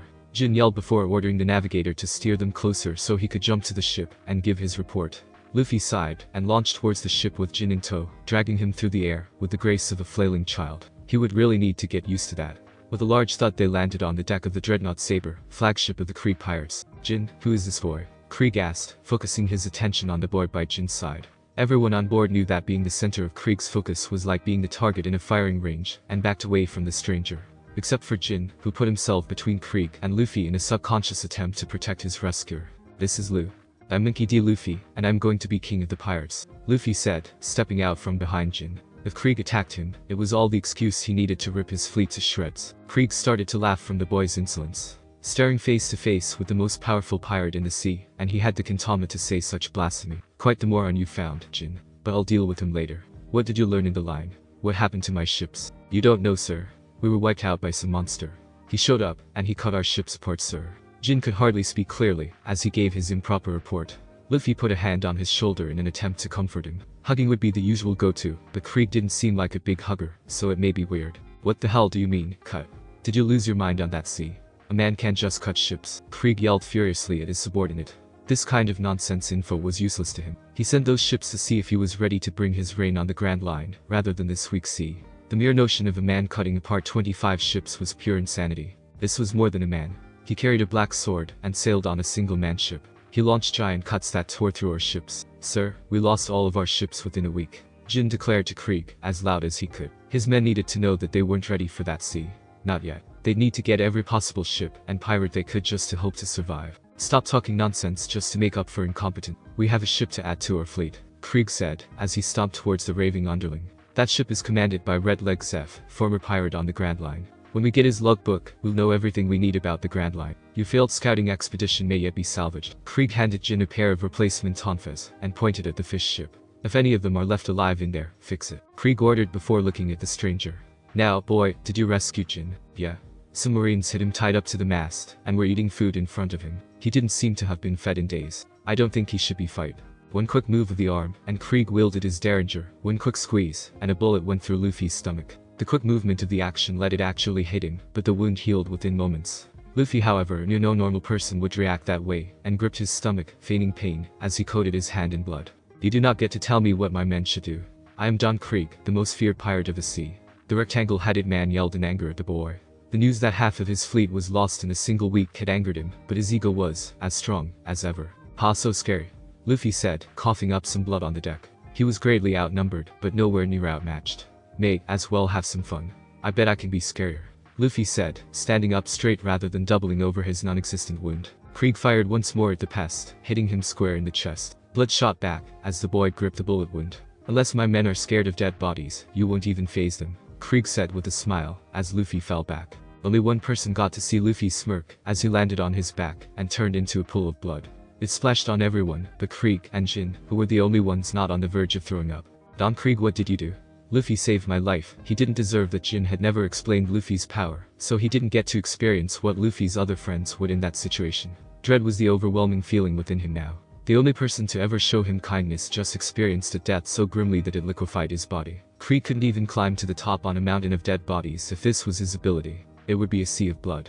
A sea of blood would be the perfect term to describe what Luffy would leave behind. All the bloody scattered bored into the unprotected flesh of the pirates on the deck. Men screamed in pain and horror as they were attacked by blood. In the midst of it all, something arose from a puddle in the center, where Luffy initially landed. As more men fell to the ground, either dead or on the verge, blood came to it, and it grew more and more. It was a tall human-shaped being of blood. There was no sign that it was the happy-go-lucky boy from just moments before. There was no warm smile that comforted those who needed it. No white eyes looking at everything with excitement. The eyes that formed were barely human. Red orbs that bore fear in the minds of a man-demon and a heartless captain. As the last man hit the floor, familiar features returned. Shaggy black hair, a scar under his eye, a mouth pulled back in a smirk. The one thing that remained was his eyes. Cold, red, and unblinking. Told you I'm scarier. Krieg stared in horror, as the blob turned to the human he swore he just killed. He had lost dozens of men in moments because of this monster. This demon. He shakily stepped back, thinking of what weapon could possibly stop him. What are you? Krieg yelled in desperation before unleashing every weapon he had on him. A dozen guns firing in unison at the boy. They didn't even faze the boy. Or rather, they phased right through him. Luffy laughed at it. A deep gargling laugh of a man laughing through blood. I'm Monkey D. Luffy. I'm going to be Pirate King, Luffy said before looking around. Kai theft, Luffy said calmly, sticking out his hand and absorbing all of the blood he had spilled. He had an overwhelming sense of calm amongst the devastation. He could feel the blood moving in most everyone nearby. Over 2,000 blood sacks were waiting for him. All men, target this thing. Use every weapon you have. I will not let it win, Krieg yelled with such intent that his vocal cords nearly tore. He couldn't yell louder if his own mother was being shot right in front of him. He needed to wipe this thing off of the planet fast. Jin was frozen. Be it out of fear or wonder, he couldn't tell, but it was crippling. Luffy couldn't even be a human being, yet he spared him. His crew wasn't as lucky. At least none of them seemed to suffer. He went for quick, albeit bloody, kills. That mystery man had cut them apart at random. So many men drowned because of injuries, so this was comparatively mercy. "You've lost one bet already," Luffy said, as he walked towards Krieg.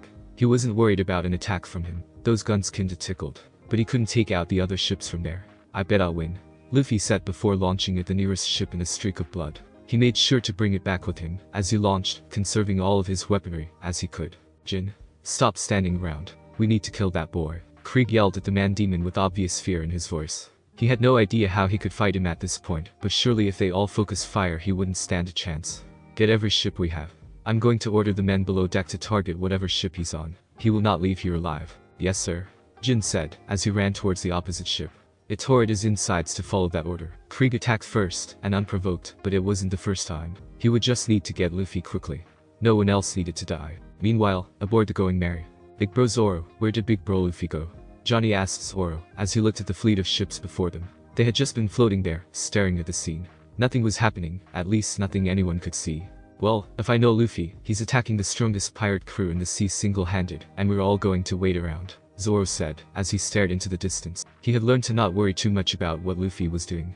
If he wanted to take them all on, he wasn't going to be talked out of doing it. Helping would probably be suicide. Each of those ships had to have at least 100 men on board. The most they could do was wait, or maybe go to that restaurant. The poison had finally dissipated, and made it safe to approach. At very least its enclosed design made it safer to be in than their exposed caravel when it came to that poison. Nami sailed them towards the waiting vessel with care. They would need to be close if they wanted to rush on. At least it had drifted away from the giant mass of death that was still waiting for them. They all rushed, and started to pound on the boarded-up entryway. Every nook and cranny had been sealed, most likely after hearing about or seeing the poison. If it worked, they'd still be alive, and they could rescue them all, while Luffy distracted the fleet. If not, maybe they had some savings stored in a chest somewhere. Either way, it was worth trying. "Let us in. We're here to help," Nami yelled at the door, awaiting a response from inside. If anyone inside was alive, tearing down their protection could make them attack. Or worse, give the pirates an opening to which they could launch more poison. Luckily for them, the cries of a woman's voice pierced the ears of a valiant prince, who could let no woman be left outside to the terrible menace. "Beautiful maiden, let me help you," a voice yelled, as some of the boards were removed from the wall. Yelling about dirty tricks boomed from the inside, but the voice cursed them all for suggesting any woman should be left outside during this siege. Where the blonde-haired chef saw no pirates awaiting them, but instead a beautiful orange-haired woman, he kicked the rest of the barricade down with a single movement to allow her access. "Get inside, you beautiful damsel you," he yelled with hearts in his eyes. When some more men followed in after, he was less than pleased, but another blonde woman perked his spirit. "So you're not pirates. That's good. Sanji would kick us all to death if we had to kill you. At least, you two," the bearded man with the peg leg said to the group, then specified that the two women would bring him distress. "You wouldn't dare hurt those beautiful old men," Sanji yelled defiantly. "I won't let you be hurt, my ladies." Sanji slid to them with a rose between his teeth, arms spread to accept their loving embrace. "Right, we need to get out of here. Our captain is distracting Krieg so you can all join us, and we can get out of here." Nami tried to ignore the advances of the young man, and focus on the people trapped inside. "We aren't going anywhere. We plan to fight those damn. What do you mean your captain is distracting them?" The bearded man in charge had to question what the hell one person could be doing to distract 25 ships worth of bloodthirsty pirates. "Based on the yelling I heard, he's tearing them apart," Zoro said with a smirk, shocking the people. He didn't look down on them for hiding. You can't cut poison till it stops after all. But Luffy wouldn't be slowed down by anything, and it made these guys look weak in comparison. "Well, I'm not showing up in front of these beautiful ladies. Let's go kick these guys' asses," Sanji said, trying to rile the chefs up. The plan was to wait out their poison until they started to attack man to man. They showed too much interest in it to blow it to shreds, so they would definitely try to board. None of them would dare leave their only home. "How do you plan to do that? This isn't a man of war, damn it. We have to wait for them, and we're not going anywhere," the old man declared, walking back to his seat. Waiting for the moment he'd need to go and defend his home. "Damn it." Sanji kicked a table to splinters as he walked away, earning some threats from the chefs. It was astonishing that they could bicker over the interior when they were on the verge of being attacked. But rather, they would be if someone wasn't distracting them. Luffy landed with extreme force, cracking in the deck of ship number 1 on his list. He expected the wave of attackers that followed when he landed. He had only taken the blood of a couple dozen off that first ship, but this one was going to wipe out. "Jaiken," Luffy said, as he formed a single-edged blade of blood. His swordplay would improve if he kept using it. Zoro would probably appreciate a decent sparring partner. Punching people in the face was something he could chalk up to being a master at. He launched at the charging pirates, and performed a slice, hitting 3 of them in the gut, and causing them to fall. He kept dueling with the charging men, being less than fair at times, by moving his blade through the sword locks and into his attacker. With each cut he attacked with greater and greater force, fueled by the spilled blood he added to himself as he moved. Even when surrounding him on all sides, the men stood no chance. No blows injured him, no cuts made him bleed, no bullets made him flinch. He just kept cutting them apart and stealing their blood. He was a force of nature with a thirst for blood. By the time the nearby ships had received their orders, the ship had already been cleared of allies. 100 men cut apart and drained by a lone boy. The cannon fire gutted the insides in moments. Every ship in the area was determined to bring it down and take him with it. However, Luffy launched to the nearest ship and climbed up to the crow's nest. "Hey, that's a lot of ships. You think they'll fire with all of you on?" Luffy yelled down to the pirates below, toying with them and making them shake with fear. Luffy knew someone like Krieg would take down his entire crew just to take him down. Though that was a fair point since he was going to do the same thing anyway. Krieg wouldn't have a single crew member to order around anymore. Sure, to Luffy's sadistic taunt, the ships opened fire on their allies. A dozen cannonballs crashed through the ship before they checked for survivors. As long as Luffy was among them, they'd fire another volley. The men aboard the ship yelled to cease fire. They begged for their lives. Luffy, however, laughed at their pleas. Kai rain. Clotted blood shards rained down on the preoccupied men. All their focus on keeping their friends from firing made them forget the actual reason. The killer was on their ship. They got to learn from their mistakes painfully. The shards were long and extremely thin, allowing them to bore into the shoulders, backs, and if you were lucky, skulls of the pirates they hit. Those who weren't killed instantly immediately tried to pull out the blood dagger dug inside them, but it simply liquefied in their hands. Luffy followed up his rain of shards by quickly stealing all the blood he spilled. Those who died were dried out in their entirety, while those injured were left weakened. He leaped to the next ship as the second volley started to hit. Luffy yawned comically as he sat on the crow's nest. These guys couldn't even fight him at this point. They were too busy fighting each other. It made it boring that no one would focus on trying to stop him without blowing apart the battleground. Fortunately, he thought up an idea. With a quick sling of the arm, he sent a good-sized glob of blood below. Homunculus. After saying it, a look-alike of Luffy formed. At least, one that seemed like a blood-based monster that Krieg would destroy at any cost. Assured that this ship would be obliterated, he launched to the next, and formed another one. The confusion would assure he'd get a good fight from the third ship. "Man, I'm tired. You guys got any meat?" Luffy asked casually, as he walked around the deck. It took longer than he expected for them to notice. One even told him where the kitchen was. These guys were total amateurs, not even noticing a stranger on their ship. Oh well. Luffy looked out to see the confusion caused by him being in multiple places at once, and smiled. Time to really confuse some pirates. He concentrated on the clones he created. If this worked, it would be devastating. Bakuden. Sure enough, it worked. His clones exploded with great force from the intense density. Shards of blood tore through the ships, and pirates at incredible speeds. Each one could carve through multiple people if they didn't hit bone. Luffy gawked at his own attack, as others froze in fear. It was more destructive than a cannonball fitted with explosives. The worst part was that some of the blood soared towards them, and was absorbed into their uninvited guests. Those nearby didn't get to draw their weapons before Luffy beat them down. Damn it.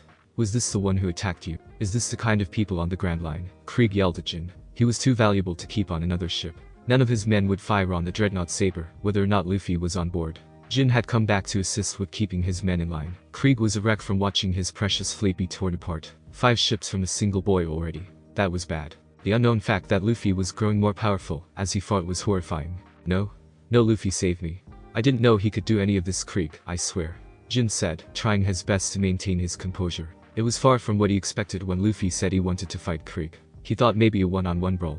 Maybe Krieg would fight fairly and bring Luffy down easily. But it was far from it now. Krieg attacked him unprovoked and started a war. A war against a single man with the power that rivals some monster that cut apart their ships on the Grand Line. We need to stop him. How can we stop him, Jin? Krieg was sweating heavily. His hair was a mess, and his eyes were as wide as saucers. It was a frantic state Jin had never seen him in before. A disgrace of a look in his eyes. Hi, his crew, sir. Jin coughed out, clenching his fists so hard he pierced flesh with his nails. He was selling out a crew of happy people who saved his life and showed him kindness to please Krieg. It was a sickening feeling to think how far he'd go for the man. Those people were kinder than Krieg ever was. That's it. Take Pearl and a ship, no two. Get those damn rats of his and make him surrender, Krieg ordered, slamming his fist down and breaking the railing. Yes, sir, Jin said, eyes closed, as he walked away. Tears fell as he yelled for Pearl to sail out towards the restaurant ship. He'd need to take them all alive if they wanted a chance to get out alive themselves. Woo? You guys were a little better than those others, Luffy said, as he looked around. Some of them were still breathing. Not something he expected would last long after the sound of cannon fire. He took all the blood of those he could and launched at the next ship. His limbs had to stay in blood form after all the intake. He had also grown substantially in size. He was less the nimble fighter he was at the start, and now more of a blood-soaked powerhouse. Luffy didn't need to rely on a sword anymore. His giant fist was able to crack bones in a single, still incredibly fast swing. Though he still covered his knuckles with clotted blood spikes, so he didn't need to tear it out of their bodies. Most of the blows now were landing on the back of his enemies as they ran away. Disgraceful. Guys, there's some ships headed this way, Kaya said, as she looked out the barricade at the approaching threat. It took all she could muster just to speak. This was too much for a first trip out to sea. Oh no. Where's Luffy? Nami asked the air, as if he would appear. She didn't doubt Zoro's strength or use of skill, but those two against two fully armed pirate ships, not a good scenario. Even with all these weirdly angry chefs, fighting one would be a challenge. If they had poison there wouldn't even be a fight. They have to hold up inside, and wait for Luffy. Well, he's probably fighting the rest of them. At least now it won't be boring, Zoro said, as he held onto Wado. He was itching for a battle. A big one. As long as they didn't try to blow up the ship, they stood a chance. Though if his only help was Scaredy Cat, Darbro, and whatever insulting nickname he could come up with for the rest of the merry little band of misfits, they'd be pressed hard. I don't know who the hell this captain of yours is, but how dare he leave such beautiful ladies unprotected. Sanji seemingly ignored the threat to his life, as he knelt in front of the tall blonde woman. It took a surprising punch from the woman, and the token man at her side for him to realize something. I have a boyfriend, you jerkface. Kaya's insults were less than powerful compared to some others, but her punch had surprising force. Yeah. Me. Usopp yelled, rubbing his knuckles after the punch. He didn't have much experience actually hitting people, but it felt good. What about you, my bright beautiful star? Sanji asked the red-headed woman who was mumbling to herself. His ego needed some recognition. Zoro took the liberty of crushing his dreams by pulling him up off his knees and pointing out to the fleet. Normally trying to focus on just one person at that distance would put strain on the eyes of anyone but a sniper, but in this case the person in question was easily over 20 feet tall and was starting to structurally damage the ship he was on. That would be her boyfriend, Jurkook. Sanji gulped and decided to back off for the first time in his long career of being a pervert. A 20-foot-tall man ripping the mast off of a ship was a scary sight. The idea of him being murderously jealous would be even worse. Now if only he'd hurry up and finish fighting those guys and help us, Nami said out loud, as she looked between the destruction in the distance and the horror up close. Are you guys even trying anymore? Luffy asked, as he finished stripping the mast out of the ship. It would normally be an impossible feat, but he was nearly 4 times his previous size, and his muscles never tired from the constant flow of oxygen-rich blood. They were also much more prominent, and his upper body was bulkier. With a quick swing he crushed the nearest ship along the middle, causing it to slowly sink. He was able to leach every last drop he could from it before the inhabitants sunk into the water. Can no one fight me? Luffy roared as he launched onto another ship. The force from his powerful legs tore into the ship as he leaped. The cannon fire had stopped, as most of the fleet had been destroyed. The main goal was to simply get far enough away for him to be a sitting duck.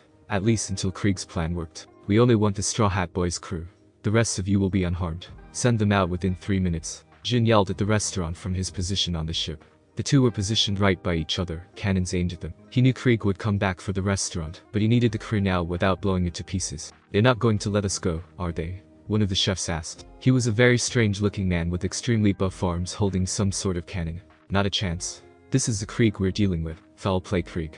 If we surrender, he'll kill us. So I'd rather go down fighting. The head chef, whom they learned was named Zeph, declared to them all. We don't stand a chance against those guys. The second we start to fight, they'll blow us to pieces. Yusa tried to persuade them. Surely they'd be fine if they simply surrendered. Luffy would come and rescue them, easy peasy. Why did no one get that? I'm not going to stop any of you from surrendering, but I'm not giving this place up for anyone, Zeph said, as he crossed his arms, looking at the strangers. We can fight them, Usopp. At least until Luffy gets here. He protected us once, remember? Kai reassured Usopp, rubbing his hand to comfort him. He was concerned about their lives, not their pride. Yeah. Do you know how pissed Luffy would be if he knew we just surrendered? Zoro asked with a smile. He was taking the situation in his stride, holding out his inner feeling of fear. That he'd lose to overwhelming foes, cheating their way to victory. I'm not giving up either. No way I'll get this close to giving up, Nami said, gripping her staff tight. Memories flooded her mind, ones she hoped would be washed away soon. Well, you heard the ladies. We're going to fight these shitty pirates tooth and nail, Sanji said, lighting his cigarette before walking out the door. Ready to fight anyone who threatened them. The fight was incredible, glorious, a real underdog story. Or at least it would be if the Kree pirates, besides Jin, had any sense of pride. The moment they saw that they'd have an actual fire on their hands, they opened fire with a few cannons, then threatened to use poison. They didn't have any on board. It was only stocked in the dreadnought and on Krieg himself. Even if they did, they wouldn't use it. They needed the crew alive to stop the rampaging behemoth. They were running out of ships, men, and time. They took every member of the Straw Hats aboard and tied them up. It was one more than expected. A weird blonde with curly eyebrows. Jin surely would have remembered such a unique face, but maybe he just didn't show up to the kitchen. So, what are you going to do with us, Jin? Zoro asked, the fire in his belly far from being put out. One of the pirates kneed him in the gut for speaking up, but was sent away shortly after by Jin himself. A simple trade. Your lives for Luffy's. He's too big a threat to let him leave alive. I can only assume we'll throw him in the sea if nothing else will work. Jin answered, not looking him in the eyes. But why are you doing this? Luffy saved you. He saved all of us. Kai yelled, tears forming in her eyes. She didn't understand any of this. When you help someone, they should help you back. As if Kahakura wasn't enough. Now him. Was no one good anymore? Shut up, pretty lady. Your mouth wasn't made for backtalk. One of the pirates sneered, walking over to her. Months on the ship with no tail left him rather ornery, and a similar sounding word. Don't you talk to her that way. I am Captain Usopp. I have a fleet of 10 million men at my disposal who could destroy you all. Usopp yelled, throwing himself over and in front of Kaya. It was a futile attempt at protecting her, but one he had to do. I'll talk to her however I damn well want. The man raised his fist to strike the boy, but ended up punching the large iron ball on Jin's tonfa. It shattered his hand, and made him run back in pain, screaming bloody murder. You think I don't know that? I don't want to hurt Luffy, but I have no choice. Jin. Why did you hurt his body? Pearl yelled, as he saw the broken hand of the pirate. We need them to kill that boy. Shut up. He tried attacking the hostages. We can't let them get hurt. What? Are you joking? Their condition won't matter, as long as they're alive. We're trading their lives, not their perfect skin. He couldn't help but admire his own body amidst an angry outburst. He was more vain than Usopp in his storytelling. Well, I say no hurting them. Anyone who wants to go through me first, Jin said coldly, spinning on the tonfas around slowly. Everyone backed away slowly, but stopped at a question. What the hell is wrong with you? Sanji asked, focusing on Jin. The captain saves your life, and returns you to your crew, and you repay him by kidnapping his crew, and killing him. Ha ha ha ha. That's the Krieg way. There's no fair in the world. Only survival. Right, Jin? Pearl asked, stepping closer. He believed he could talk him into letting them have fun with the captive. The entire situation drained morale. Some recreational violence would be good for everyone. That's the Krieg way, Jin said, staring to the distance at the devastation. Luffy had to slow down now that numbers were dwindling. He was avoiding attacking the flagship. He wanted every other ship first. Attack people unprovoked because they suggest another way of doing things. Exact wait, huh? Jin, that should have been a happy sentence. Pearl yelled, sticking out his arms. Cheating people out of deals. Killing civilians. Going back on your promises. Leaving no survivors, the last one is cut the cord. Luffy wouldn't be the only one to die. Krieg would kill all the others right after Luffy. They didn't even hurt anyone, but he wouldn't let them live. He wasn't that kind of person. That's the Krieg way. Now you're getting it. So let them have their fun with the bait. Pearl reached past them to the orange-haired girl. She was quiet, and the boys may like her. Unfortunately, Jin had been twirling that tonfa for a good long time. The force that crashed down on Pearl's arm shattered not only the shield, but the arm under it. Pearl screamed in pain as he looked at his arm. It had been shattered thoroughly, some shards of which pierced the skin and left major tearing. Blood, my perfect body. Bang, the next hit crashed down on Pearl's skull and ended with similar results. Third in command of the Krieg pirates fell to the ground in a mostly perfect heap. Jin stood silently, staring at the body and spinning his tonfas. Something inside his mind finally snapped. 5 people had saved his life and expected no reward. They did it out of kindness. They gave him the first food he had in days and stayed friendly even after finding out he was their enemy. If being a Krieg pirate meant snuffing the life of people like these, people, it wasn't worth it anymore. If he had snapped earlier, it may have meant a difference. But now they were approaching the flagship, and Jin didn't know if he could confront Krieg himself. Monkey D. Luffy. I have your crew, and your traitor friend Jin. Give up, or they all die. Krieg yelled at the lumbering giant. He was an astonishing 40 feet tall, and stopped speaking. He only roared at the people aboard the ships. At the sound of the threat, however, he stared in silence. Each one had a gun to the back of their heads. A false move, and they would be killed, even if he could manipulate their blood. That many people, and someone could fight his power. Don't listen to him, Luffy. Yeah, big bro. We'll be fine, Captain. Different crew members yelled different things to the demon that was once Luffy. The outburst enraged Krieg, however he knew killing them would end in death. That could wait till after he made the boy kill himself. Shut them up, damn it. He doesn't need any bright ideas. Krieg yelled at his men. He froze in fear, as the morons did something incredibly stupid. The bullet through the shoulder. The one in the middle of them all got a bullet through the shoulder. Was it the tough and durable Zoro? The man demon? Even the boy who had taken rocks and glass before? Of course it wasn't. It was red-headed. The loudest voice in the crowd. With a lightning-fast flick upwards, Luffy moved all of the blood in each of the executioners' bodies towards the sky. Luffy's new enhanced form had unexpectedly eased the strain on Luffy to manipulate blood. His immense storage of blood left him full of energy. The bloody move flooded their skulls, until the pressure capped, and blood left every way it could. Eyes, mouth, and nose all shot blood onto the back of the captive. Krieg couldn't believe his eyes. Seeing his plan up in smoke at the flick of a wrist was soul-crushing. The only thing he could think to do was hurt the bastard. He tried to deploy his weapons and blow them away, but he felt his entire body pulled away. In fact, he soared through the air quickly towards the giant boy made of blood. Krieg. Luffy's distorted voice yelled as he caught the man. This level of control was still taxing in this state. He couldn't just pull it out of one spot. He had to pull it all evenly towards him, effectively making him fly, albeit painfully. Luffy stared down at the man with anger and bloodlust. With a quick hop of his head, Luffy determined his fate. Kai. Bubble. Luffy's voice was slower than normal, but his insistence to call out attacks was no weaker for it. Don Krieg's head was engulfed in a bubble of blood, causing him to crash and fail as he suffered one of the most frightening deaths, drowning over 40 feet above the sea in a bubble of blood. Luffy let out a victory yell before throwing the dead body to the horizon, causing it to skip like a stone. With one last ship-crushing launch, he was on the dreadnought Saber, though it was worse for wear after the landing. Luffy did the unthinkable. As he approached, shed all of the excess blood. In a few steps he was back to normal, though the entire ship was coated in blood from. Luffy cut all of the ropes with a few quick movements, but the only one he did personally was Nami's. He of course looked at the wound in her shoulder with fear. His insatiable bloodlust had been decimated the moment he got near. That blood needed to be back in her. Stat. Kaya. Fix her. Luffy ordered, looking back at Nami. She wasn't scared. She actually smiled, as Kai rushed past the dead bodies to find their medical supplies. "I knew you'd save me," she said with a smile, as she looked into his eyes, giving him a kiss before a light punch with her unwounded arm. "Just do it quicker next time, idiot," she teased, making Luffy smile. Thanks for watching my video, and make sure to check out the author of this fanfic. Link is in the description. See you next time. Till then, sayonara.